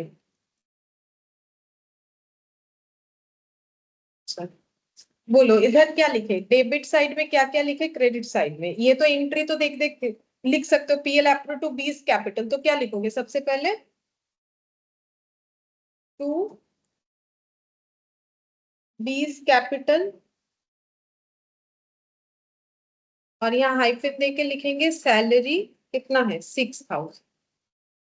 उसके बाद फिर से दोनों को इंटरेस्ट ऑन कैपिटल मिला था, to A's capital interest on capital to B's capital interest on capital. एक का है 1800, एक का था 1200। अच्छा, और प्रॉफिट डिस्ट्रीब्यूट किया अभी अभी हम लोगों ने, to A's capital profit share to B's capital profit share. ठीक है, एक 10,000 था और एक 6,000। अच्छा, इधर क्या लिखोगे बोलो? डेबिट साइड तो सारा लिखवा दिया, क्रेडिट साइड क्या लिखोगे?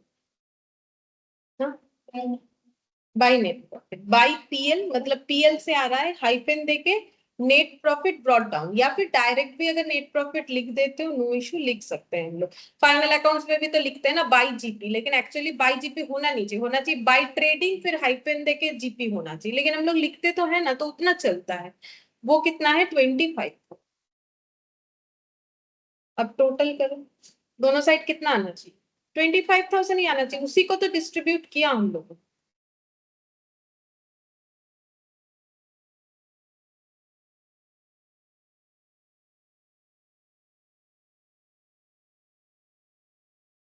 अच्छा, कैपिटल का एंट्री नहीं है वो तो तुम लोगों ने बता दिया, कैश टू कैपिटल, तो क्योंकि ये कैपिटल अकाउंट भी नहीं है कैश अकाउंट भी नहीं है तो ये नहीं आएगा। मतलब हम कौन सा एंट्री बोल रहे हैं? उनका कैपिटल इंट्रोडक्शन का, कि 30,000 और ये वाला था ना, देखो 30 और 20 इंट्रोड्यूस किया, इसका एंट्री तुम लोगों ने बोला कैश टू एस कैपिटल और कैश टू बीस कैपिटल। इसका एंट्री अगर पोस्ट होता कहाँ होता? अगर हमें कैपिटल अकाउंट बनाने बोलेगा वहां होता, लेकिन ये ड्रॉइंग्स का पोस्टिंग कहाँ होता? वो भी कैपिटल में, वो उसका एंट्री क्या होता है? हाँ, तो वो टू ड्राइंग्स बोल के कैपिटल अकाउंट में पोस्ट होता है, इसीलिए यहाँ पर नहीं हुआ। ठीक है, अब हम लोग सेकेंड वाला क्वेश्चन करेंगे। ठीक है, देखो इसमें क्या बोला है, इलास्ट्रेशन 2 में बोला है Ram Rahim and Karim are partners in a firm, they have no agreement in respect of profit sharing ratio, तो फिर कैसे शेयर होगा? इक्वली शेयर होगा। Interest on capital, interest on loan advance by partner and remuneration payable to partner. अच्छा, तो बोल रहा है एग्रीमेंट नहीं है तो क्या ये सब मिलेगा? हाँ, लोन पे इंटरेस्ट अगर लोन देता है तो 6% मिलेगा। ठीक है, in the matter of distribution of profit they have put forward the following claims, Ram who has contributed maximum capital demand interest on capital 10% per annum and share profit in the capital ratio, but Rahim and Karim do not agree. बोल रहा है राम ने बोला है मैंने ज्यादा पैसा दिया है तो मुझे इंटरेस्ट ऑन कैपिटल दो 10%, और प्रॉफिट शेयरिंग रेशियो जो है वो कैपिटल रेशियो बनाओ, बट इन दोनों ने, बाकी दोनों ने ना कर दिया है, तो क्या बाकी दोनों ने सही किया है? हाँ, Rahim has devoted full time for running the business and demands salary at the rate of 500 per month, but Ram and Karim do not agree. ये भी बात सही है, सैलरी भी नहीं मिलेगा, क्योंकि जब डीड नहीं है तो कुछ नहीं मिलता है। Karim demands interest on loan of 2,000 advance by him at the market rate of interest which is 12%। बोल रहे हैं मार्केट में 12% रेट चल रहा है लोन देने पे, मैंने 2,000 रुपया दिया है, मुझे भी 12% करके दो, क्या मिलेगा? नहीं, 6%। How shall you settle the dispute and prepare profit and loss appropriation account after transferring 10% of the divisible profit to reserve? ये वाला पॉइंट टू बी नोटेड है। देखो डिस्प्यूट कैसे सेटल होगा वो तो हम लोग लिख के बताएंगे, ठीक है, हम वो पढ़ के बता देते, लिखवा नहीं रहे। और वो, और यहाँ पर जो बोला है पीएल एप्रोप्रिएशन अकाउंट बनाना है, लेकिन ट्रांसफर करना है पहले 10% of the divisible profit to reserve. मतलब कब ट्रांसफर करना है वो तुम लोग को मुझे बताना पड़ेगा। बोल रहा है कि डिस्ट्रीब्यूटेबल प्रॉफिट का 10% रिजर्व में ट्रांसफर करना है, तो कब ट्रांसफर करोगे? सारे खर्चे पे कर देने, जो मेरा डिस्ट्रीब्यूटेबल प्रॉफिट आएगा उस अमाउंट से पहले 10% रिजर्व में जाएगा, उसके बाद हम लोग प्रॉफिट डिस्ट्रीब्यूट, मतलब स्टेप 1 में क्या होगा, पार्टनर को अगर कुछ देना है दे दो। स्टेप 2 में क्या होगा, जो प्रॉफिट बचेगा उसको ट्रांसफर करना है, उसका 10% ट्रांसफर करना है रिजर्व में। उसके बाद फिर जो प्रॉफिट बचेगा ट्रांसफर रिजर्व करने के बाद वो डिस्ट्रीब्यूट होगा राम, रहीम और क्या नाम है, करीम में। ठीक है। Net profit before taking into account any of the above claims, ये सारे क्लेम को नहीं कोई भी चार्ज करने के पहले प्रॉफिट बना था इनका 45,000, हम लोग को एक पीएल एप्रोप्रिएशन अकाउंट बना के देंगे। ठीक है, लिखो PL appropriation account for the year ended, year wear कुछ नहीं दिया है तो बस पीएल एप्रो लिखो।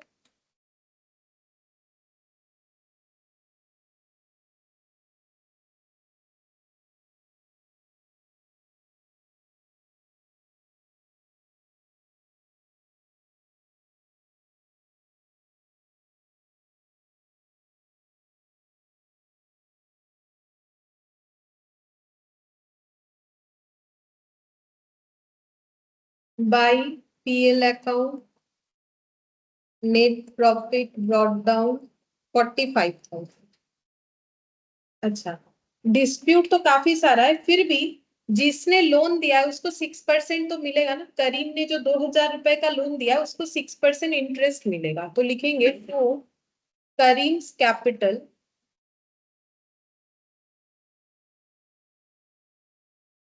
Interest on loan. लोन का अमाउंट है 2,000, इंटरेस्ट हमें खुद से पता है कितना देना है, 6% पर एनम। इन लोन कब दिया है कुछ बताया है नहीं, तो हम लोग फुल ईयर का मान लेते हैं, कुछ तो बोला नहीं। कितना हो जाएगा, 120। अच्छा, और कोई पेमेंट मिलेगा, जैसे देखो ये क्लेम तो हम लोगों ने बोल दिया कुछ नहीं मिलेगा, राम का जो क्लेम है नहीं मिलेगा, रहीम का जो क्लेम है नहीं मिलेगा, करीम का जो क्लेम है नहीं मिलेगा, तीनों का क्लेम तो कुछ भी नहीं मिलेगा। जो देना था हम लोगों ने दे दिया, अब बस प्रॉफिट डिस्ट्रीब्यूट करने वाले थे, लेकिन इन्होंने बोला कि 10% डिविजिबल प्रॉफिट का पहले ट्रांसफर करो रिजर्व में। तो डिविजिबल प्रॉफिट कितना है, 45,000 से पहले 120 देना पड़ेगा, फिर जो बचेगा वो डिविजिबल प्रॉफिट है। कितना होता है, 44,880। अच्छा, मतलब 45,000 माइनस 120 करने पे जो आ रहा है वो डिविजिबल प्रॉफिट है, उसका 10% मुझे रिजर्व में ट्रांसफर करना है। तो क्या लिखेंगे, टू ट्रांसफर टू रिजर्व बोल के लिख देते हैं, टू रिजर्व बोल के 10% ऑफ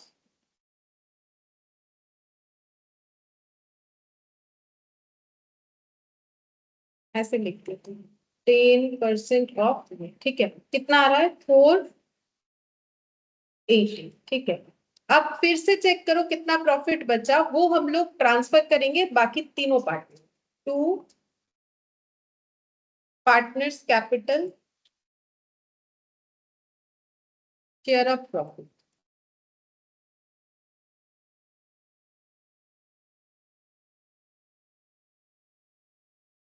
राम, रहीम, करीम। अच्छा, कितना देंगे बोलो तो, प्रॉफिट कैसे डिस्ट्रीब्यूट करेंगे, इक्वली। डीड तो बना हुआ था नहीं, तो 1/3 1/3 1/3। 13,464 करके सबका आ रहा है। अच्छा, 13,464, 13,464, तो टोटल 40,392। ये सबको समझ में आ गया ना कैसे निकालना है। 45,000 से पहले 120 लेस करेंगे, जितना आएगा उसका 10% यहाँ जाएगा, फिर ये 4 4 जितना भी आया था ना उससे ये फिर से लेस होगा। अदरवाइज वैसे नहीं कर सकते हो तो कोई बात नहीं, इधर लेजर का टोटल लगाओ, इधर लेजर का टोटल लगाओ, फिर ये दोनों को माइनस कर दो तो पता चल जाएगा कितना।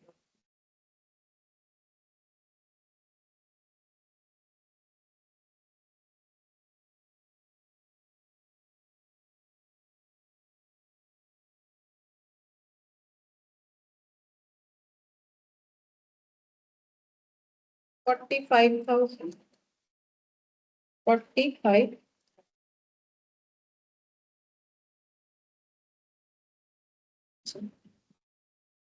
यहाँ पर देखो बता दिया, वो बोला था ना कि कैसे डिस्प्यूट को सेटल करोगे, तो फिर ऐसे लिखना चाहिए उसमें, there is no partnership deed, therefore the following provisions of Indian partnership Act are to be applied for settling the dispute. ये पॉइंट लिखना है, बाकी तुम लोग कितने भी अच्छा तरीके से लिखो, शॉर्टकट लिखो, कुछ भी लिखो, तो हम लोग इंडियन पार्टनरशिप एक्ट के हिसाब से चल रहे हैं, इसीलिए हम लोग बोल रहे हैं कि इंटरेस्ट ऑन कैपिटल नहीं मिलेगा कोई भी पार्टनर को, ना तो किसी पार्टनर को रेम्यूनरेशन मिलेगा, ना तो किसी को सैलरी वगैरह मिलेगा।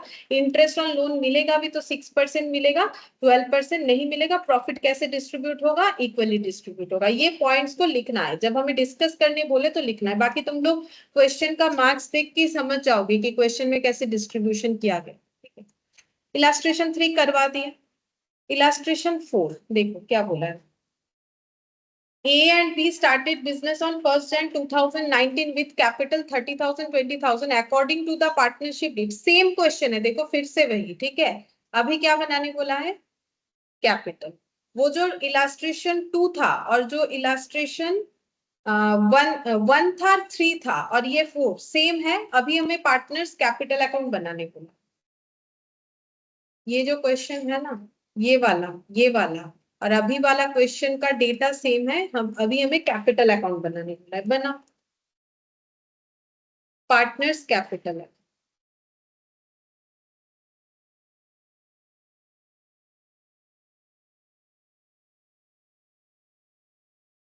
यहाँ पर पार्टनर का नाम है ए बी।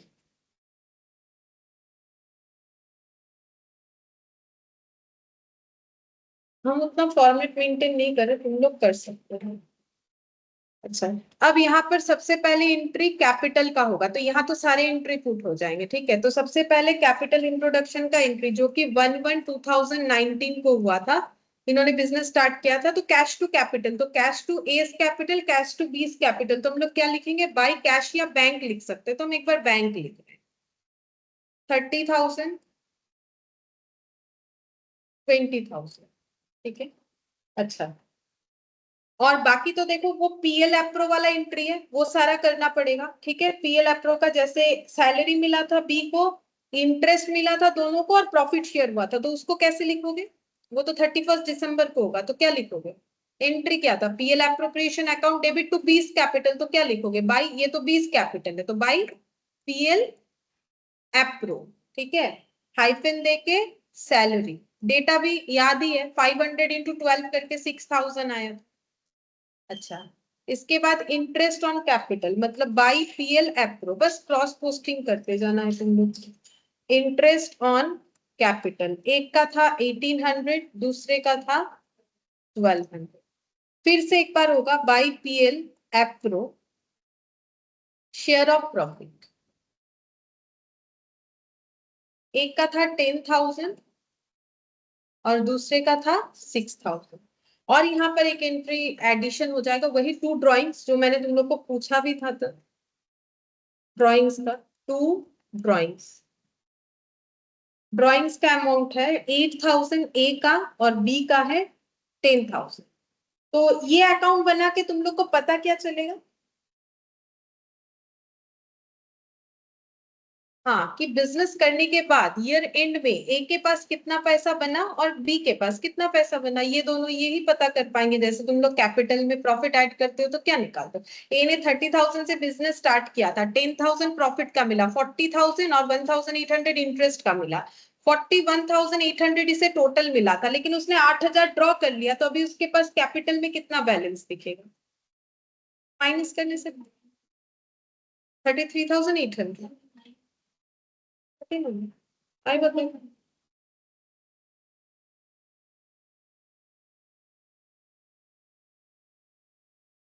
33,800 होना चाहिए।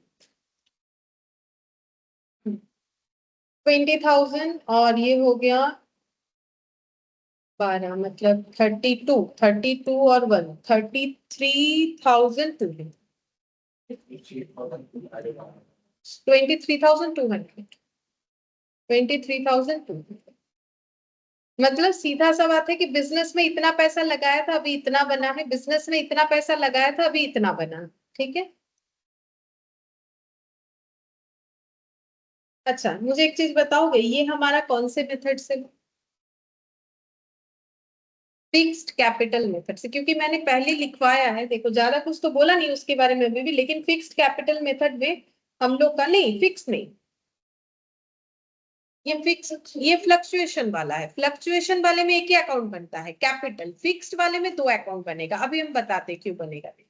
इलास्ट्रेशन 4 हो गया, अब हम लोग इलास्ट्रेशन 5 में आते हैं। अच्छा, इसको दिया नहीं है, हम इसी क्वेश्चन को ना अपने हिसाब से समझा देते हैं।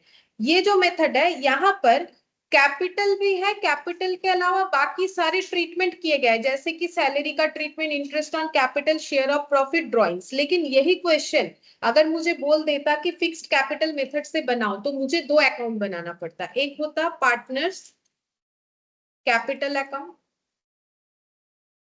और दूसरा क्या होता, पार्टनर्स करेंट, ये बनाना पड़ता।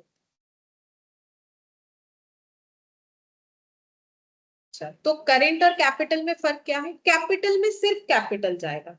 क्या फर्क है? कैपिटल में सिर्फ कैपिटल जाएगा और करेंट अकाउंट में कैपिटल के अलावा बाकी जो भी है वो जाएगा। मतलब इसको स्प्लिट कर दो, सीधा बात है, इसको स्प्लिट कर दो। ये जो पोर्शन है ये मेरा यहां पर आ जाएगा, ठीक है।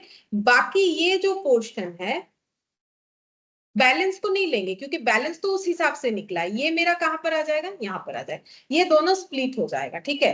तो यहाँ पर क्या लिखोगे, पार्टनर्स कैपिटल में सिर्फ कैपिटल का वैल्यू, कैपिटल कितना इंट्रोड्यूस हुआ, 5 बैंक बोल के जो, तो हम इसी क्वेश्चन को दिखा दे रहे हैं, ठीक है। 30,000 और इधर कितना हो जाएगा, 20,000, और इसको टू बैलेंस शीट क्लोज कर दो, क्योंकि इसमें तो और कोई कैपिटल इंट्रोडक्शन है नहीं। अगर होता तो फिर से हमें लिखना पड़ता। तो कितना है, 30 और 20,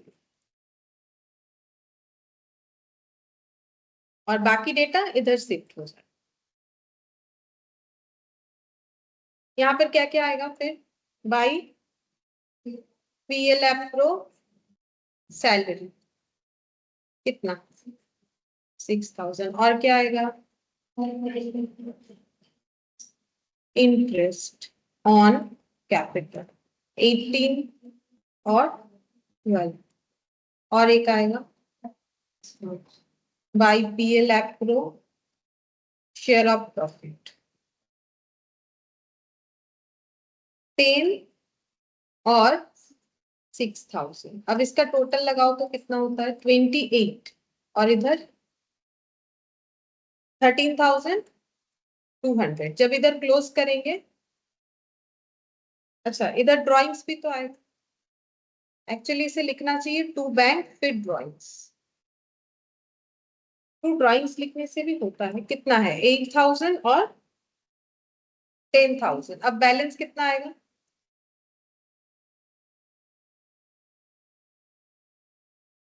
11,800, 11,800, 11,800 माइनस 8,000, देखो कितना होता है, 3,800, और ये वाला 3,200, और टोटल 13,200। बेसिकली इसको मैंने स्प्लिट कर दिया, आंसर दोनों में सेम ही आता है। तो अगर मुझे पूछा जाए कि बिजनेस करके ए का कैपिटल कितना बना है, तो ए ने 30,000 दिया था, एक्स्ट्रा उसका 3800 बना है, तो टोटल कितना हो गया, 33,800, जो कि यहाँ पर मुझे टोटल में दिखेगा, यहाँ पर मुझे अलग अलग दिखेगा। 2 मेथड है इसीलिए मैंने किया। इस मेथड को बोलते हैं, और इस मेथड को क्या बोलते हैं, लिखवा देते हैं। इस मेथड को हम लोग बोलते हैं फ्लक्चुएशन कैपिटल मेथड। इस मेथड को बोला जाता है फ्लक्चुएशन कैपिटल, फ्लक्चुएटिंग या फ्लक्चुएशन मेथड। फ्लक्चुएट कर रहा है, ठीक है, कैपिटल का कोई फिक्स डेटा नहीं दिख रहा है, लेकिन यहाँ पर क्योंकि कैपिटल अलग और बाकी ट्रांजैक्शन अलग दिखता है, तो इसको हम लोग बोलते हैं फिक्स्ड, ठीक है। इसी क्वेश्चन से समझा दिया। कभी भी क्वेश्चन, अच्छा हाँ एक चीज याद रखो, जब हम लोग, हमें एंट्री करने अगर बोलेगा, तो जैसे यहाँ पर तुम लोग सारे एंट्री कैसे कर रहे हो, PL appropriation to A's capital, B's capital, C's capital, जब यहाँ करोगे तो क्या होगा, PL appropriation to A's current account, to B's current account, ये चीज ध्यान रखना है। इधर का जब करोगे तो कैपिटल रहेगा, जब कैपिटल का एंट्री करोगे तो to A's capital, to B's capital, capital के अलावा बाकी किसी भी चीज का एंट्री होगा करेंट अकाउंट लिखना है, इस बात का याद रखो। और क्वेश्चन में आगे जाके ये सारे पॉइंट आएंगे कि अगर करेंट अकाउंट दिया हुआ है तो फिर उसका ट्रीटमेंट कैसे करना है। तो जब भी ये होगा, जब जर्नल करोगे तो याद रखना करेंट अकाउंट से मुझे करना पड़ेगा और इसमें हमारा कैपिटल ही होगा।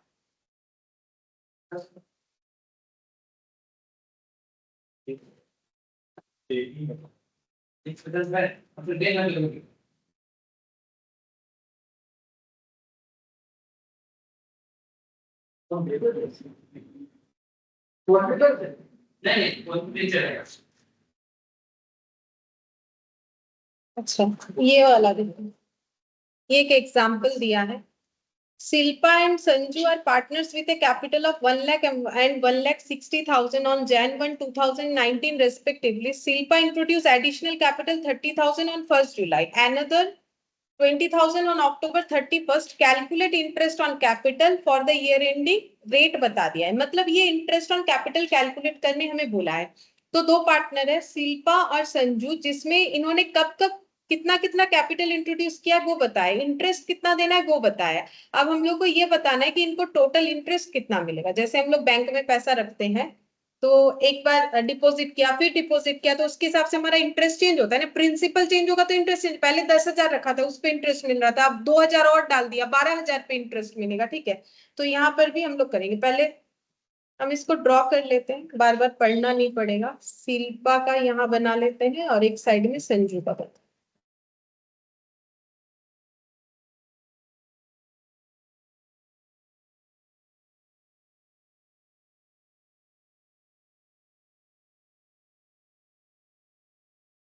तो देखते हैं क्या बोला है। Shilpa and Sanju partners capital 1,60,000 first Jan को शिल्पा ने 1 लाख और संजू ने 1,60,000 दिया था। तो लिखो फर्स्ट जैन को, फर्स्ट जैन 2019 1 लाख, और इनका है फर्स्ट जैन 19 को 1,60,000 इंट्रोड्यूस हुआ। अच्छा, फिर नेक्स्ट पढ़ते हैं। Shilpa introduce additional capital 30,000 on 1 जुलाई 19। तो 1 जुलाई में फिर से एडिशन हुआ, जुलाई मतलब 7, 19 में फिर से 30,000 दिया, मैंने ऐड साइन दे दिया, मतलब पेमेंट किया है। ठीक है, मतलब एडिशनल डाला है। And another 20,000 on October 31st, और इन्होंने ही 31st ऑफ अक्टूबर यानी 10 का मंथ यहाँ पर फिर से 20,000 डाला। अच्छा, फिर नेक्स्ट देखते हैं। Calculate interest on capital for the year ending 2019। हम लोग को इंटरेस्ट ऑन कैपिटल कैलकुलेट करने बोला है 31 दिसंबर 2019 का, और इंटरेस्ट का रेट है दोनों के केस में बराबर 9%। इंटरेस्ट जो है वो है 9% पर एनम। क्वेश्चन पूरा यहाँ पर बना लिया, तुम लोग को बस आंसर बताना है। यहाँ पर हो जाएगा 31 दिसंबर 2019। इन्होंने कुछ इंट्रोड्यूस नहीं किया है। ठीक है, तो देखो कैसे करके कैलकुलेशन होगा। दो तीन तरीके से हो सकता है। देखो हम एक बता रहे हैं, नॉर्मली हम ज्यादा यही वाला फॉलो करते हैं।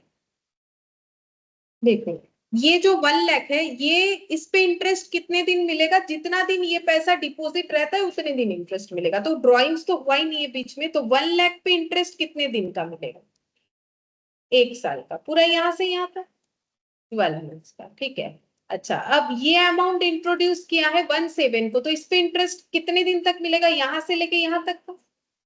अब देख लो कितना होता है, 6 मंथ्स अगर होगा तो 6 मंथ्स का। ठीक है, और नेक्स्ट देखो यहाँ पर जो अक्टूबर को पैसा डाला है, अक्टूबर से लेकर दिसंबर, अक्टूबर के एंड में डाला है 2 मंथ्स, तो यहाँ पर हो जाएगा 2 मंथ्स का। अब इसका तुम लोग को कैलकुलेशन करना है। कैसे कैलकुलेशन करोगे, जैसे इंटरेस्ट का होता है 1 लाख इंटू 9% इंटू 12/12, पहला वाला। फिर नेक्स्ट 30,000 इंटू 9% इंटू 6/12, फिर 20,000 इंटू 9% इंटू 2/12।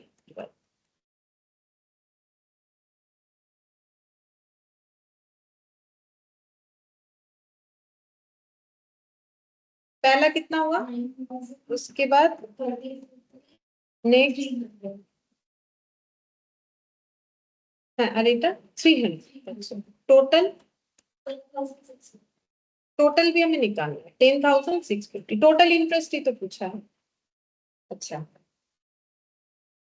और ये तो आसानी से निकाल लोगे, ये तो एक ही है पूरे 12 मंथ्स का, इसका कितना हो जाएगा 1,60,000, 9% इंटू 12/12 কত হলো 14,400, ठीक है। अच्छा, अब और एक मेथड हम बताएंगे, क्यों बताएंगे, कभी कभी क्वेश्चन में बोल देता है कि प्रोडक्ट मेथड करो, ये करो वो करो, तो और एक तरीके से भी होगा, वो हम बताते हैं। अच्छा, एक नहीं दो तरीका बताएंगे। एक तो हम लोग ऐसे कैलकुलेट कर सकते हैं, और एक तरीका जो है इसी के साइड में दिखाते हैं, ऑल्टरनेट वाला। अच्छा, अब ये 1 लाख, हम लोग का 1 लाख का अमाउंट 1 लाख कब तक था, हम लोग बोल सकते हैं यहां तक ही था, क्योंकि उसके बाद मेरा कितना हो गया 1,30,000। तो अब 1 लाख पे अगर हम लोग इस तरीके से ट्रीट करते हैं, अब हम क्वेश्चन को अलग तरीके से ट्रीट करें, 1 लाख का यहाँ से यहाँ तक मतलब कितना टाइम होता है, 7 या 6, जुलाई का 1 है ना, 6 मंथ्स का इंटरेस्ट लगेगा, ठीक है। अच्छा, फिर 6 मंथ्स बाद 1 लाख का डिपॉजिट बढ़ के कितना हो गया, अब 1,30,000 कितने दिन तक था, इतने दिन तक, तो ये पीरियड कितना हुआ, जुलाई अगस्त सितंबर अक्टूबर, 4 मंथ्स का इंटरेस्ट लगेगा। इसके बाद यहां से यहाँ कितना होता है, अमाउंट बताओ पहले, 1,50,000, और टाइम कितना हो जाएगा 2 मंथ्स, ठीक है। अब इस तरीके से कैलकुलेट करके देखो सेम आंसर आता है कि नहीं, तो पहले 1 लाख पे कितने टाइम का लगाओगे, हाँ 6/12 देखना है कितना आएगा, फिर 1,30,000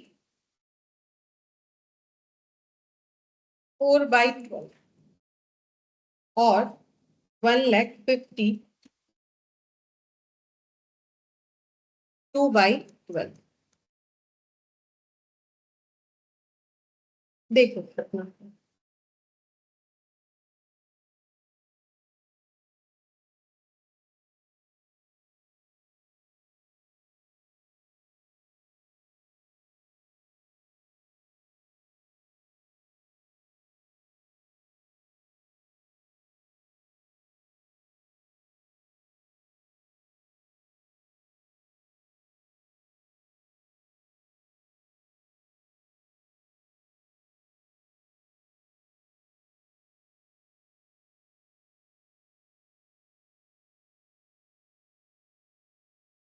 ये 3,900 है, ये वाला, और ये वाला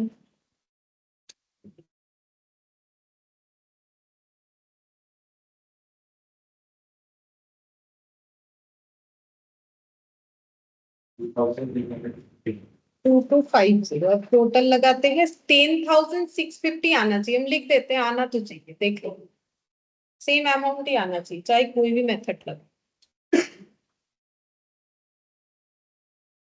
आना। अच्छा, अब ये ऑल्टरनेट तरीका क्या इस सिचुएशन पे वैलिड है, नहीं, क्योंकि हमारा कोई डिपॉजिट ही नहीं है, तो फिर मेरा तो एडिशन वगैरह कुछ होगा नहीं। और एक तरीका जिसको बोलते हैं प्रोडक्ट मेथड, ठीक है, प्रोडक्ट, प्रोडक्ट का मतलब क्या होता है, मल्टीप्लीकेशन करना, ठीक है। तो यहाँ पर क्या मल्टीप्लीकेशन करना है, अमाउंट इनटू मंथ, ठीक है, हमेशा यहाँ पर प्रोडक्ट मेथड जब भी होगा उसका मतलब होगा अमाउंट इनटू मंथ, ठीक है। तो जैसे ये वाला, ठीक है, इसमें एक कॉमन बात क्या है, सभी में कितना लग रहा है 9%, हम इधर वाला अगर देखते हैं, और एक चीज कॉमन है, 9% कॉमन है, और क्या कॉमन है बोल सकते हो, ये पूरे कैलकुलेशन में जैसे सभी में 1/12, ठीक है, क्या कॉमन है 1/12, 1/12, 1/12, ठीक है। अच्छा, तो सबसे पहले मैंने बोला कि प्रोडक्ट मेथड अगर क्वेश्चन बोलेगा तो मुझे करना है अमाउंट इनटू मंथ, पहले इस पे एप्लीकेबल करो, तो 1 लाख और मंथ कितना है 12, 30,000 इंटू 6, 20,000 इंटू 2 करो, 1 लाख इंटू 12, 30,000 इंटू 6 और 20,000 इंटू 2, तो ये 12 लाख हो जाएगा, 1,80,000 हो जाएगा, ये 40,000 हो जाएगा। अब टोटल करना है प्रोडक्ट का।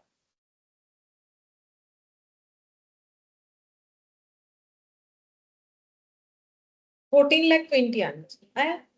अच्छा, अब देखो ये मेथड जो है इसी का एक मतलब मैथमेटिकल प्रोसेस है। जैसे देखो हम लोगों ने क्या किया, ये सारे इंटरेस्ट को तो टोटल किया, मतलब हम लोग बोल सकते हैं this amount plus this amount plus this amount, और इसको अगर मैथमेटिकली देखेंगे तो हम लोग ये चीज कॉमन ले सकते हैं ना। ये देखो 1 लाख इंटू 12 ले लिया तो बचा कितना, इसमें क्या बच रहा है, इधर अगर 1 लाख इंटू 12 ले लिया तो बचा क्या, 9% और 1/12, और नेक्स्ट वाले में क्या बचा 9% इंटू फिर से वही 1/12, फिर नेक्स्ट वाले में क्या बचा 9% इंटू 1/12। तो बेसिकली अगर हम 9% इंटू 1/12 अगर कॉमन ले लेते तो ब्रैकेट में क्या क्या आएगा, 1 lakh into 12 plus 30,000 into 6 plus 20,000 into 2, होगा कि नहीं, के मतलब 1000 होता है। अगर हम लोग मैथमेटिकली इसको ट्रीट करें तो 9% इंटू 1/12 अगर कॉमन चला गया तो ये आ गया, इसका आंसर मुझे पता चल गया, मैंने अभी अभी अलग से निकाला, इसी चीज को बोलते हैं प्रोडक्ट, 14,20,000। अब इसमें कितना लगाएंगे तो हमें इंटरेस्ट पता चलेगा, 9% इंटू 1/12 लिखो, लिखने से देखो उतना ही आना चाहिए, आ जाएगा, वो तो मैथमेटिकली हो ही रहा है ना। इंटरेस्ट ऑन 14,20,000 इंटू 9% इंटू 1/10,650 होना चाहिए। अरे 10,650, तो अगर हमें प्रोडक्ट मेथड बोले तो अमाउंट इंटू मंथ कर देना है और लॉजिकली सोच लेना है कि हमारे पास क्या बचेगा। अब देखो इंटरेस्ट लगाना है तो इंटरेस्ट रेट तो ऑब्वियसली कंपलसरी है, वो तो लगाना ही पड़ेगा, और बाकी 1/12 करना है। क्यों करना है पता है, क्योंकि ऑलरेडी हम लोग 12, 6 और 2 को मल्टीप्लाई कर चुके हैं, तो एक्चुअली मेरा ड्यूरेशन तो पूरा 2 मंथ्स नहीं है, 2/12 है ना, 2/12 होगा ना, 2 मंथ्स निकालना है तो मुझे 2/12 करना है। क्यों करना है, बिकॉज 9% मेरा कैसे दिया हुआ है, पर एनम। तो अगर हम इसको मतलब पर एनम, मुझे तो ईयरली निकाल रहे हैं ना कि एक साल में 20,000 का इंटरेस्ट कितना होगा, अगर मैंने इस तारीख को इंट्रोड्यूस किया है 9% के बेसिस पे, तो 9% तो पूरे साल का है। तो अगर मुझे 2 मंथ्स का निकालना है तो मुझे 2/12 करना चाहिए, लेकिन यहाँ 12 तो ऑप्शन हट गया ना, तो इसलिए यहाँ पर पूरे पे लगा दिया, सभी पे तो 12 आना चाहिए। तो ये लॉजिक होता है, और इसी चीज को इस क्वेश्चन पे भी एप्लीकेबल करो, अमाउंट इनटू मंथ करके, प्रोडक्ट मेथड इस पे भी एप्लीकेबल होगा, प्रोडक्ट मेथड। ये एक ही आंसर आएगा, लेकिन करके देख लो, अमाउंट कितना है 1,60,000, इसमें ज्यादा कुछ वेरिएशन तुम लोग को दिखेगा नहीं, एक ही डेटा है ना इसीलिए, इनटू कितना होगा 12, तो आंसर कितना आएगा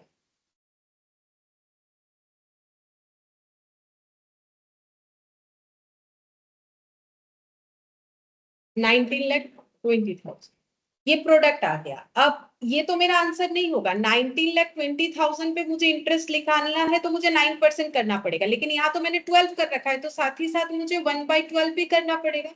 तो कितना आएगा देखो, सेम आंसर आना चाहिए, 14,400, वही आया था पहले, उतना ही आ रहा है, तो 14,400 आना चाहिए।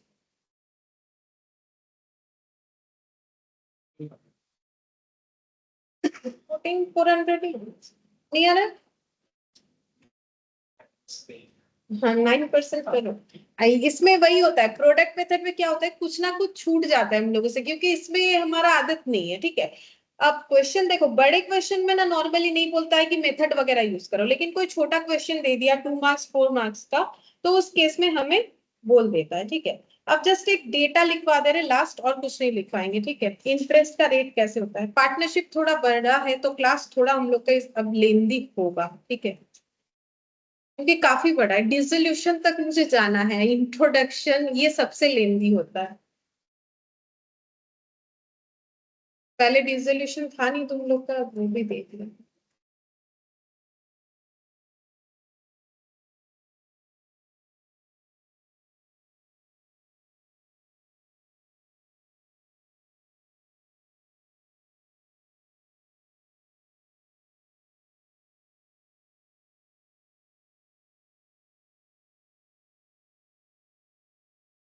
देखो, अगर कोई एग्रीमेंट नहीं बना हुआ है, इंटरेस्ट ऑन कैपिटल और इंटरेस्ट ऑन ड्राइंग्स का कंसेप्ट आता है, ठीक है, तो उस केस में हम लोग का फर्म के लिए इंटरेस्ट ऑन कैपिटल क्या होगा? अगर इंटरेस्ट ऑन कैपिटल देना है तो फर्म के लिए वो क्या होता है, इनकम या एक्सपेंस? एक्सपेंस। और पार्टनर के लिए क्या होगा? इनकम, उसको तो इंटरेस्ट ऑन कैपिटल मिलेगा। और इंटरेस्ट ऑन ड्राइंग्स अगर फर्म को देना है, क्योंकि एग्रीमेंट बना हुआ है, तो फर्म के लिए वो क्या होगा? इनकम होगा, ठीक है। वो देना नहीं है, सॉरी, वो क्या है, लेना है, फर्म लेगा। और पार्टनर को देना है तो पार्टनर के लिए क्या होता है? एक्सपेंसेस, ठीक है। लेकिन अगर कोई एग्रीमेंट नहीं है, if no agreement, nothing will be received or provided. ना तो फर्म को कुछ लेना है, ना तो कुछ देना है, क्योंकि मैंने 2 पॉइंट कैपिटल और ड्राइंग्स पे लिखा है, इसीलिए, ठीक है। अच्छा, इंटरेस्ट ऑन ड्राइंग्स हमें निकालने के लिए बोला जाता है, उसका फॉर्मूला क्या होता है, देखो, अमाउंट ऑफ ड्राइंग्स। जैसे अगर इंटरेस्ट ऑन कैपिटल निकालते हो तो पहले क्या लिखते हो, अभी किया, कैपिटल का अमाउंट, तो वैसे ही ड्राइंग्स का अमाउंट इनटू क्या लिखोगे, रेट ऑफ इंटरेस्ट, ठीक है, रेट ऑफ इंटरेस्ट लिखेंगे।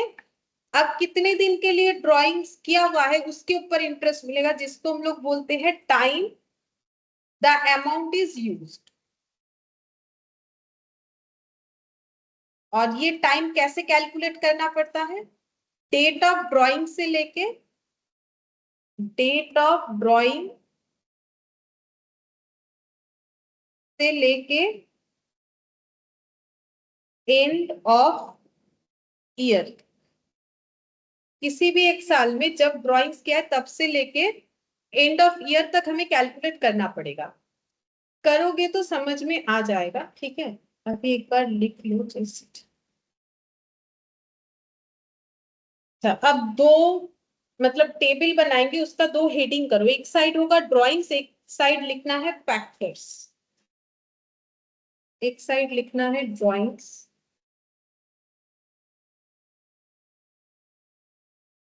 ब्रैकेट में लिखो withdrawal,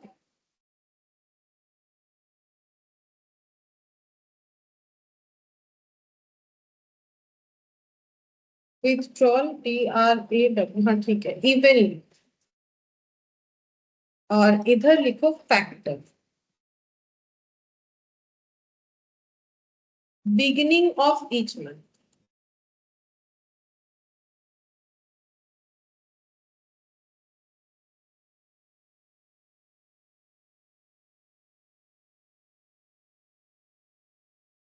beginning of each month.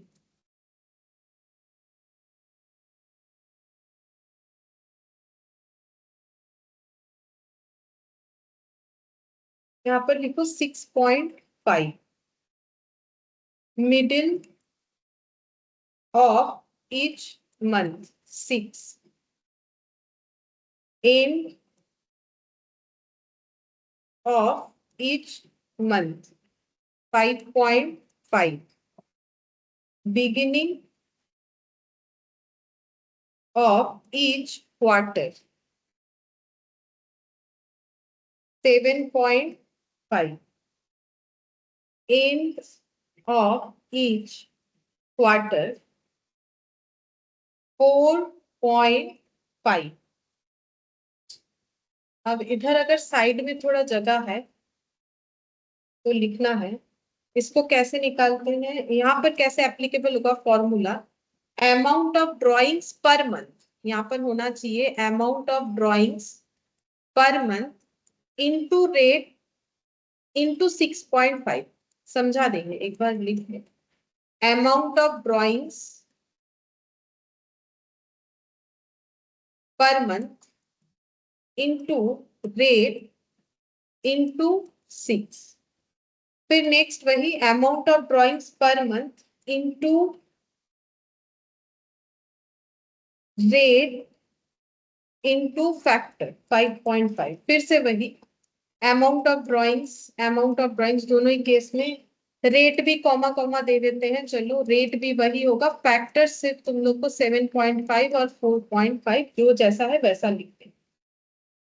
अच्छा,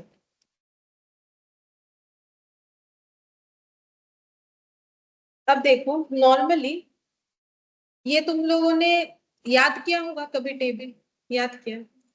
हम इसका थोड़ा लॉजिक बता देते ताकि याद रखना आसान है, ठीक है? तुम लोग को लिखना है, কি বলছো বলো? ফ্যাক্টর বাই 12 যদি পার মান্থ করি তাহলে মনে হচ্ছে বাই 12 হবে না, ঠিক আছে? उसमें भी मतलब रूल्स होता है कि कब बाई 12 होगा कब नहीं होगा। हम अभी ना ये बताएंगे, अभी इसको थोड़ा इग्नोर करते, लिखवा दिया मैंने, अभी ये बता देते हैं एक या दो कि कैसे 6.5 आया, ठीक है? तो नॉर्मल एक लॉजिक बताते हैं, जैसे देखो अगर किसी भी ईयर के बिगिनिंग में तुम लोग हर मंथ के, सॉरी नॉट ईयर, क्या है हर एक चीज हमारा मंथ है, क्वार्टर अभी नहीं कर रहे मंथ वाला, अगर ईच मंथ के बिगिनिंग में होगा तो हम मंथ ले लेते हैं जैन से लेके दिसंबर, जैन फेब मार्च अप्रैल मई जून जुलाई अगस्त सितंबर अक्टूबर नवंबर दिसंबर, ठीक है? तो बोलो अगर हम लोग जैन के स्टार्टिंग में अगर ड्राइंग्स कर रहे हैं तो पूरे ईयर एंड तक कितने मंथ का इंटरेस्ट लगेगा? 12 मंथ्स का। उसके बाद वाला, उसके बाद 11 हो जाएगा, फेब के स्टार्टिंग में तो फेब से लेके दिसंबर 11 हो जाएगा, और उसके बाद मार्च वाला 10, उसके बाद 9, उसके बाद वाला 8, उसके बाद फिर 5 4 3 2 और ये वाला 1, ये लगेगा ना 1 दिसंबर से लेके 31 दिसंबर तक 1, ठीक है? अच्छा, तो इस पे जब टाइम ड्यूरेशन लगाओगे तो कितना आएगा? 12/12। और उसके बाद वाला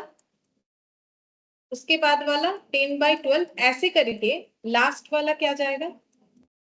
अच्छा, तो इसमें से कॉमन क्या जाएगा? अब अंदर का सारा ऐड करो, 12 11 कैलकुलेटर लेके प्लस 1 तक, मुझे बताओ कितना? मतलब तुम लोग को 12 11 10 9 8 7 6 5 4 3 2 1 ऐड करना, ऐड करके बताओ कितना?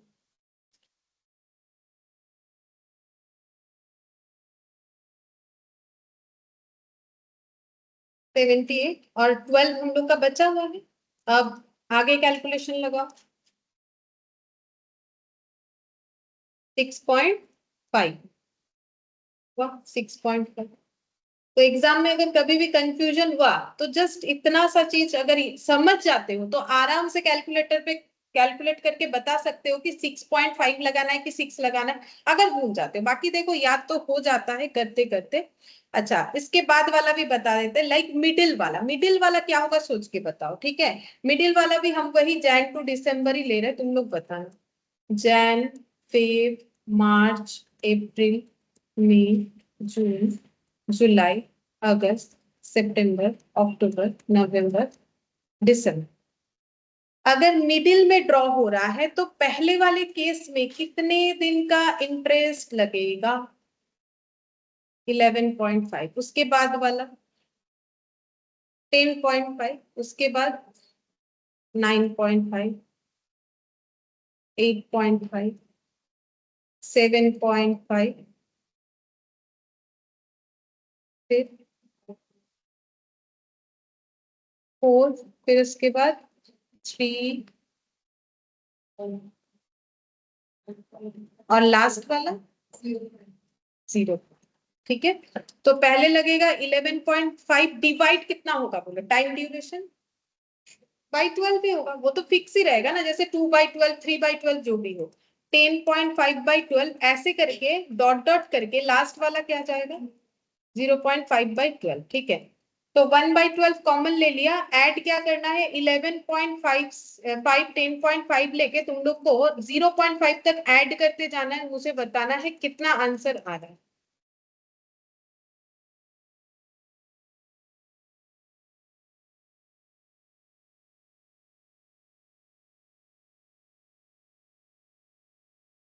सेवेंटी टू डिवाइडेड बाई 12 6 आ गया। Middle of the month answer 6। देखो मिडिल ऑफ द मंथ का फैक्टर क्या होता है, 6 होता है। सेम तरीके से एंड वाला, बस यही लास्ट होता है। सेम तरीके से एंड वाला, तो एंड वाले का भी वही होगा, जैन, फेब, मार्च, अप्रैल, मई, जून, जुलाई, अगस्त, सितंबर, अक्टूबर, नवंबर, दिसंबर। ठीक है, तो अगर एंड में हो रहा है तो जैन टू दिसंबर 11, उसके बाद वाला 10, उसके बाद 9, 8, 7, 6, 5, 4, 3, 2, 1 और ये वाला 0। ठीक है, तो पहला वाला 11/12, उसके बाद वाला 10/12 प्लस डॉट डॉट करके कहां तक जाएगा, 0/12 तक जाएगा। ठीक है, तो 1/12 कॉमन ले लो, तो एडिशन में आएगा 11, 10 प्लस डॉट डॉट करके 0 तक, मतलब लास्ट मेरा 1 तक हो। तो कितना आ रहा है, 1/12 इंटू 66, अब कितना आएगा 5। देखो फैक्टर कैसे निकला, समझ में आ गया। देखो वैसे तो तुम लोग याद कर लेते हो टेबल, क्योंकि 12 में काफी ज्यादा ये सारे कैलकुलेशंस करते हो, फिर भी एक पता होना चाहिए क्यों होता है 6.5, 6 और 5.5, क्योंकि हम लोग प्रोफेशनल कोर्स पढ़ रहे हैं। तो फैक्टर कैसे निकलेगा वो ये बता दिया। अब तुम लोग को एक टास्क दे, तुम लोग क्वार्टर वाला कोशिश करना तो निकालने का कि 7.5, 4.5 कैसे आता है, क्योंकि वो इतना आसान होगा नहीं, क्योंकि क्वार्टर है तो थोड़ा दिमाग लगाना पड़ेगा। जस्ट नॉलेज के लिए कि क्वार्टरली अगर हुआ तो ये फैक्टर कैसे निकाल सकते हैं, कंसेप्ट ऐसे ही लगाना है, लेकिन क्वार्टर है तो फिर उसका तुम लोग को कैलकुलेशन उस हिसाब से करना है। तो ये हम तुम लोग को होमवर्क देते हैं, तुम लोग अपने, हम बताएंगे नेक्स्ट दिन और पूछेंगे भी, तो तुम लोग कोशिश करके जरूर देखना, थोड़ा दिमाग खुलेगा और कुछ नहीं। ठीक है, फिर आज इतना।